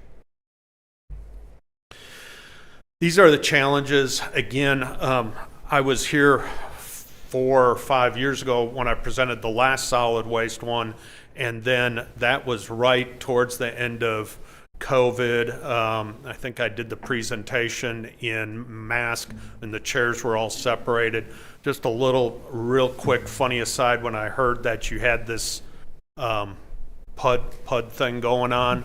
When I was here last time, 4 or 5 years ago, you were doing the Airbnb one. So if we're selected in another 5 years, someone else is coming from New Gen.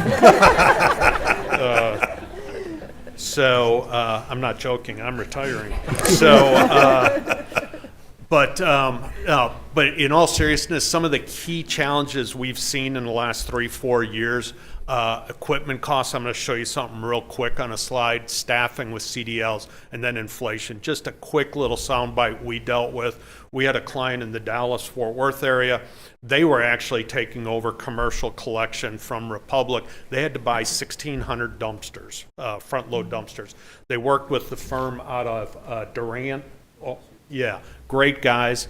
Steel prices were so volatile, they quoted prices for the dumpsters, and they were good for a week. We saw the cost of steel go from, in about a 6-month period, right when Ukraine got invaded, it went from 20 cents to 80 cents, and then back down to 40 cents. But just crazy. That's just one example. Here are the CPIs, just real quick. If you look at those different CPIs, the top 3 over the last 5 years, 4.2 to 5.7. Equipment purchases, those are what you're seeing, and they're considerably higher. Those are 8 to 16%. And I wish I could say it's just Stillwater. We've seen this across the board. 5 years ago, you were able to buy automated side loaders for about $350,000. We work with Tucson and Phoenix. And I don't know why. Theirs are always more expensive over there, but they're over $500,000 for an automated side loader. So it's expensive. So there are some recommendations we're making with regard to rates. We are recommending, and again, I'll go through these in a second, show you what they are, a percentage increase in the existing rates that you have. And then bottom line, under the third green one, we're going to recommend some rate structure changes, specifically on your open tops. Right now you have a flat fee. It's like $330 for open tops. That's the cost. That's for the pull and the garbage. Most clients we work with will have a collection cost plus a per ton fee. So you get it pulled, say for $300, they pull it, you go across the scale, it's $4, you pay that times whatever the tipping fee is at the landfill. You have 6 tons in it, you pay. Right now with it lumped as a fee, you don't necessarily know if you're making money or losing money on those. So we're going to recommend that from that standpoint. We also are going to recommend that the commercial collection rates accurately reflect the cost per collection and per cubic yard. So the number of right now, if you have, for instance, a 4 cubic yard dumpster that's picked up twice a week and a 2 cubic yard dumpster that's picked up 4 times a week, same cubic yards, but a truck has to do it 2 times versus 4, they pay the same rate. So we're getting it to capturing that. We came up with 2 scenarios, and so basically scenarios 1 and 2 are the same with we're going to recommend residential rate increases, tweak the roll-off structure I just mentioned, fix the commercial dumpster rate structure I mentioned, utilize the fee for cardboard roll-offs. You have a fee, but it's not being charged right now, so we'd recommend doing that. Again, it's a fee that's less than what it is when you're picking up garbage, so it encourages, incentivizes recycling, but it's not a free service. That's pretty common in our business. The bottom four are items that either help with revenue and or decrease costs. With those four, which I'll go through in a second, those will help, and you'll see in just a second, to modestly have a little less of a rate increase in scenario 2 than you would in scenario 1 because of those. So implementing the cardboard baler, again, I mentioned it's about 70 grand of cost savings and revenue.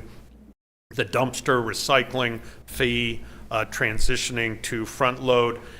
I know the last one can be, sometimes people love their garbage cans. I know this. It's Have you been peculiar, tipped off but- that I've already complained about this? Yeah, so this is merely a recommendation, and you folks make policy, so I'm just giving a recommendation. Operationally, sometimes 32s are a problem because they're narrower, and so you got this claw that's picking up 96s, 64s, those smaller cans, sometimes the claws. I mean, there's a lot of banging around. Think about it, those claws get lifted 800 to 1,000 times a day. They take a beating, the calibration gets off a little bit. A 32-gallon, it's not uncommon that sometimes they just go straight in the thing goes flying up and it goes flying out, into the truck. So they can be problematic. So it's something for you to consider. I'm not going to step into it any more than that. Here are the different rate scenarios. Again, a lot of information. I'll focus on the big ones. First off, the big ones, you go, what's going up 16.9%? That's the gray, that's the roll-offs. That's because you're significantly under-recovering on the cost, and we're recommending moving to the disposal per ton. So that's why you have that big first increase. Then from there, for residential, you can see that for fiscal year 2026, we're looking at a 9% increase, then 8,765. If you look in scenario 2, which is the blue, again, remember we have some revenue offsets, you would be 8,665, just to give you an idea. And again, if you're asking why are those going up more than commercial, residential is under recovering significantly more, so we want to get those to where everybody's getting closer to their revenue recovery. So a lot of numbers. I'm just going to focus on a couple things here. So for your 2026, right now, you're 96 gallon. That's where the majority of your customers are. You're at $21.20 a month. Under scenario 1, you would go to $23.11 per month. Under scenario 2, again, you have some revenue offsets, so your rate's a little less, $22.90.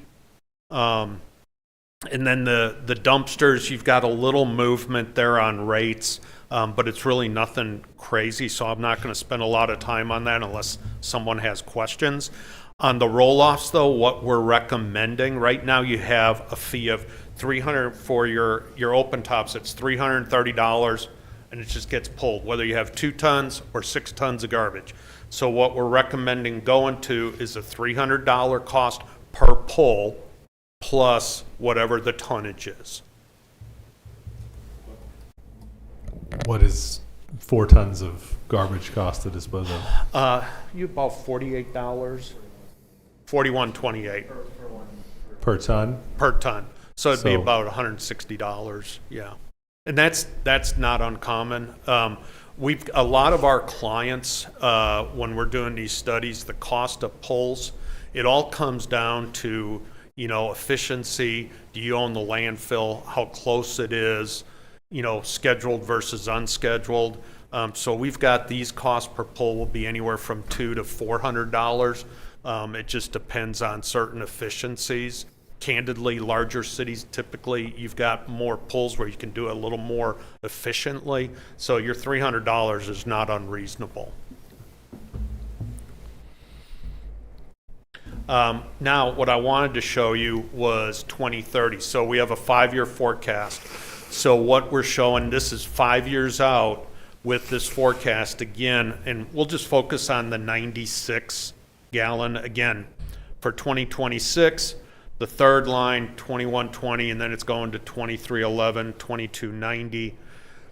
Again, fast forward to 2030, you would be at basically 2972 under scenario 1, or scenario 2 would be 2917. Let me check. Yeah, I'll come to that one next. Key thing I want to mention, so you're looking at rate increases are not popular, but we're looking at a forecasted out in basically 5 years, 2030, your rate being at $29. Again, I want to emphasize all the services you provide as far as garbage, recycling, the bulky collection, yard waste, the collection center, etc. And that's your rate increase. I have clients right now that are already in the $26, $30 range and getting ready to do rate increases. So we have a lot of clients now that are, it's interesting, when I was doing this about 10, 15 years ago, you know, it was going over $20 for the first time was, okay, that's your trend. Well, now we're starting to see the clients go over the $30. You're not getting there for 5 years. We have clients I'll be doing rates for this year and next year that'll be going over 30. And I have others that are already over 30. So from that standpoint, your operation is in good shape. Just curiously, what size cities are you talking about there? They're all over the board. So I'm going to be in Huntsville, Texas, which is about 25,000, so a little smaller than you. I'm doing work in Tucson and Phoenix right now. Phoenix's rate is $38 per month for theirs. So we've got them all over the board. And I'm trying to think. I'm going to be starting Bartlesville here shortly. Waco and Denton. They're around 100 to $250,000 down in Texas, and their rates are at 28 and going over 30. So just a, thank you. Yeah. So under rate scenario 1, you can see as you phase it in, okay, the under recovery $674,000 in 2025 doesn't change because we're not doing anything. Then as you phase in those increases, that under recovery, that yellow line starts to go up, and you finally, in fiscal year 2029, you hit an over recovery of $105,000, and then in 2030, $169,000. So one of the things we're doing there is balancing, trying to put some of the money back into the reserves. We don't want to drain the bank, the savings account. Does that, I assume that's including a some kind of annual increase in costs? That's yes. Not just Yeah, thank you for mentioning that. Again, our forecast here is a 5-year forecast using inflation factors for the different items, 3 to 4%, depending on if it's salary, benefits. Capital, right now, we're continuing to use 5% a year just because that's, we think it's going to slow down, but you tell me what the future is and I'll plug it in. So we use that. But most importantly, you can see that green. You mentioned that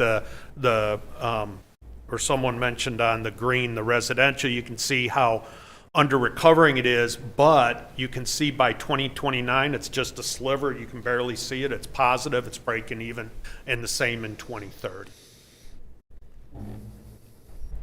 And then scenario 2 is basically the same thing. So in summary, you know, your residential and commercial and roll-off rates, they haven't kept up with some of those inflation items I just showed you. So we've got to catch up. Again, I want to emphasize, though, where we're going, even in 5 years being at $29, again, I've got clients there already. So that speaks well to where you are from an operational cost standpoint. Again, residential is the biggest one that has to get an increase. We do recommend some of those operational tweaks on residential and commercial with regard to moving towards front load down the road. And then, like I said in the last item, you benchmark well versus others. With that, I'm glad to take any questions. kind of asked mine in the middle, so. Yeah. Me too. Yeah, no, very helpful. All right, Appreciate it. thank you. Thank you for being here tonight.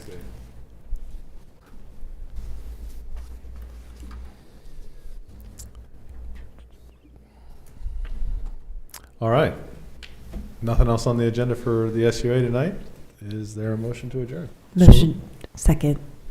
We have a motion and a second to adjourn SUA. Please vote. Stillwater Utilities Authority is adjourned with a vote of 4-0. This time I'll call to order the Stillwater Economic Development Authority meeting for June 16th, 2025.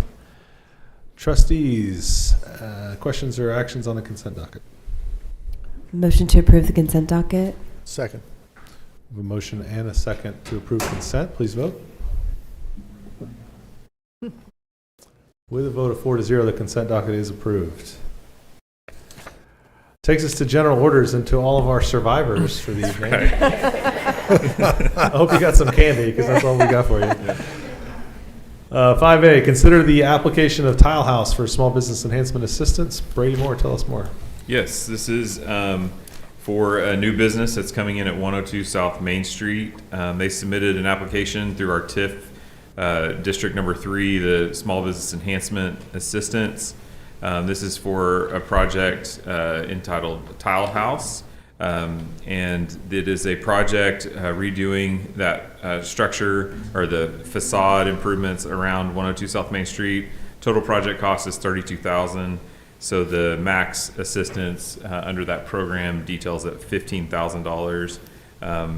They've been patient with us as we went through this review of kind of some of the legal process and improvements that we need to make to the implementation policy guide as approved earlier this evening. And so, yeah, I want to invite Kylie up to tell us about the project. And I will note that the TIF committee approved this and recommended it for your approval. Thank you. Thank you. I've got an extra, I'll share. Yep. We're good. Oh.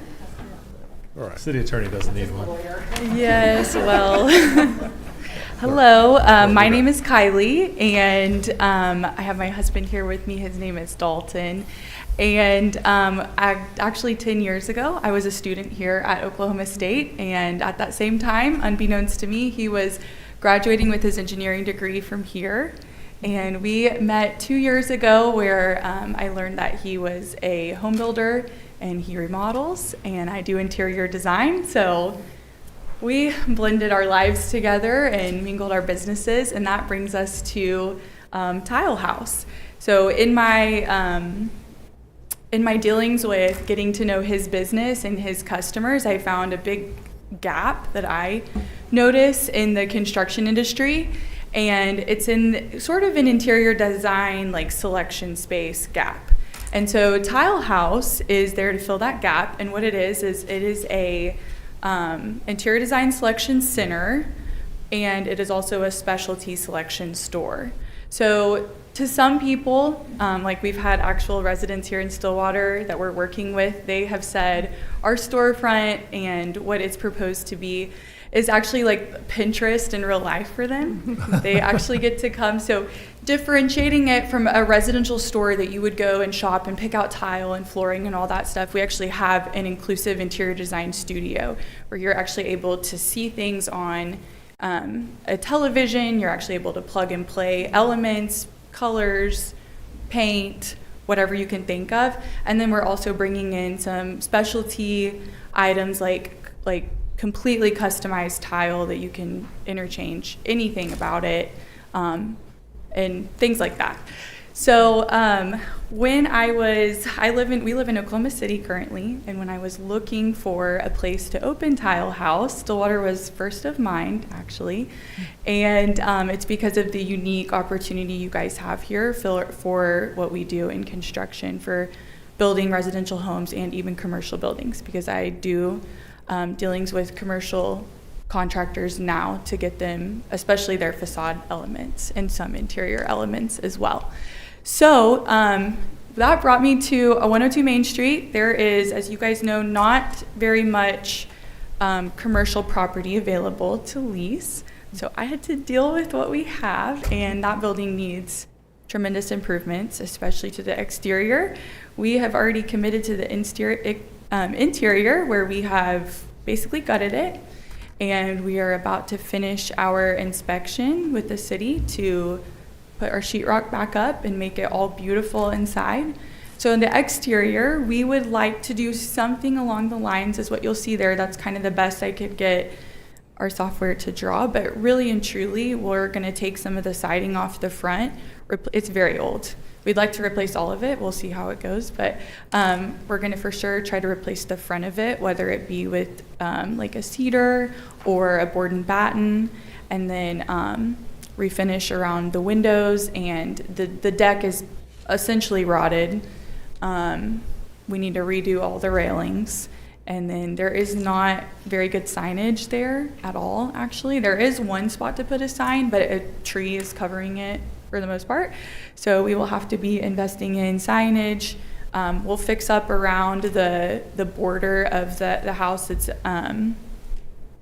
ugly, to say the least. So we're gonna go in with some stone and put that on the bottom and just make it more appealing and to fit the improvements that you guys are already making to Main Street. So, is there any questions I can answer? I think it's so exciting. I love these projects.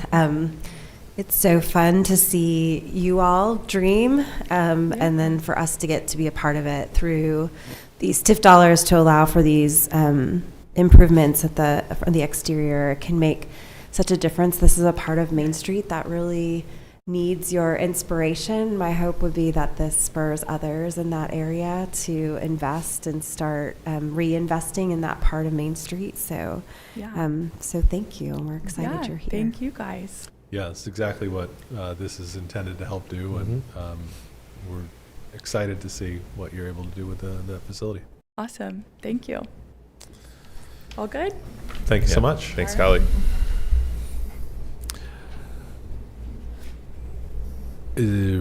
So what's the recommendation for us? Motion is to approve the application for small business enhancement for Tile House at 102 South Main Street. Trustees? So moved. Second. We have a motion and a second to approve this application. Please vote. It's approved with a vote of 5-0. Can't wait to see it. Item B is consider the application of Apex Title for a small business enhancement assistance. Tell us more, Brady. Yes, this is for the remodel downtown. It's near Block 34. It's at 114 West 8th Street. It's a building that is being purchased to put in an Apex Title. Paul Cooper is here. He's the contractor. And Paul apologized that you had to sit through the meeting. I warned you that it was going to be a long meeting, and I'm sure he's a big Thunder fan, but he's here to tell you about the project. He came to talk to the TIF committee.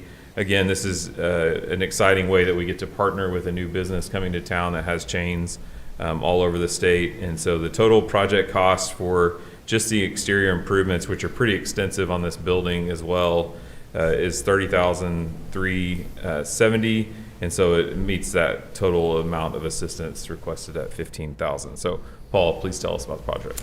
Hi, thanks for having me this evening. About 4 years ago, my daughter came here to go to school and kind of fell in love with the town. And I was telling my friend who owns the Apex Title and Closing, he has about 23 of them. I said, you really need to consider Stillwater, because one of the things that I've noticed over the past 4 years and seeing people around the Tulsa area, that's where the main office is there are so many alumni that come here, love it, but then leave. And so he's like, I think we have an opportunity here to keep the people in Stillwater and to keep the revenue in Stillwater and so on and so forth. So we're going to be gutting out the interior, and on the exterior, we couldn't do this without you guys, obviously, but we're going to completely rip the front off and run glass about 9.5 feet tall across the entire front, modernize it with some plaster, Venetian plaster, then some canopies over the top as well, some exterior lighting, and just really excited to be a part of this project and close to that Block 32 as well. Yeah, you guys are going to have a great view from there. through all that Absolutely. glass. Yes, absolutely. That's great. About how many square feet's in this? 2,500. Nice. Yes, sir. Excellent. Any other questions? Nope, I would say the same thing. We're Yeah. just excited to have you all here and investing in our community. And excited. Grateful. Thank you. I think this was a dispensary for a while. Yes. Before this. Yep. I'm sure that'll be Red Cross. fun. as Yes. part of that. So We like repurposing dispensaries. there, Yes. there may be some aromatic issues you have to deal with. Right. Yeah, great to have you downtown Stillwater. Really Thank appreciate you. the investment you and Yes. your team are making, and yeah, excited to see what this looks like. It'll Really be a looking forward to it. Good Glad to addition. be part of it. Thank you. Thanks, Paul. Trustees. Well, Yeah. Mr. Moore, what's the motion would be to approve the application of Apex Title for small business enhancement assistance in amount of $15,000 for the exterior improvements at 114 West 8th Street. So moved. Second. A motion and a second to approve the application. Please vote. It's approved with a vote of 5-0. Thank you guys both so much for the work you're doing in Stillwater. We appreciate your investments here and looking forward to seeing your improvements. Trustees, anything further? I actually have an announcement. Nope, go ahead. Yeah, I would just want to say Carrie's in the room and Rebecca and Elaine's not in here, but I just want to say, I just want to share our gratefulness and appreciation for the incredible work they did last week. Yes. For the Select OK. We had some big name selectors in town, got to meet them, got to have some state meetings, and the schedule that the chamber put on for hosting that event here in Stillwater is incredible. It was first rate, all the activities. I know Dawn and staff helped on some of the stuff too, and it just really put off a really good front for Stillwater. So hats off to you all. That's really awesome. I unfortunately wasn't here last week, and I hated to have missed it because it is a huge boost for the community just to have those folks who are looking for places, who are thinking about, who are helping people look for places to locate their businesses, to see what's going on in Stillwater right now and to get them all here is really exciting. So appreciate that work and the work from the city team and everybody. So. Yeah. All right. What else? That it? Trustees, is there a motion to adjourn? Motion to adjourn. Second. With motion and a second to adjourn, SEDA, please vote. The vote of 5-0, the Stillwater Economic Development Authority is now adjourned, and that concludes our meetings for the evening.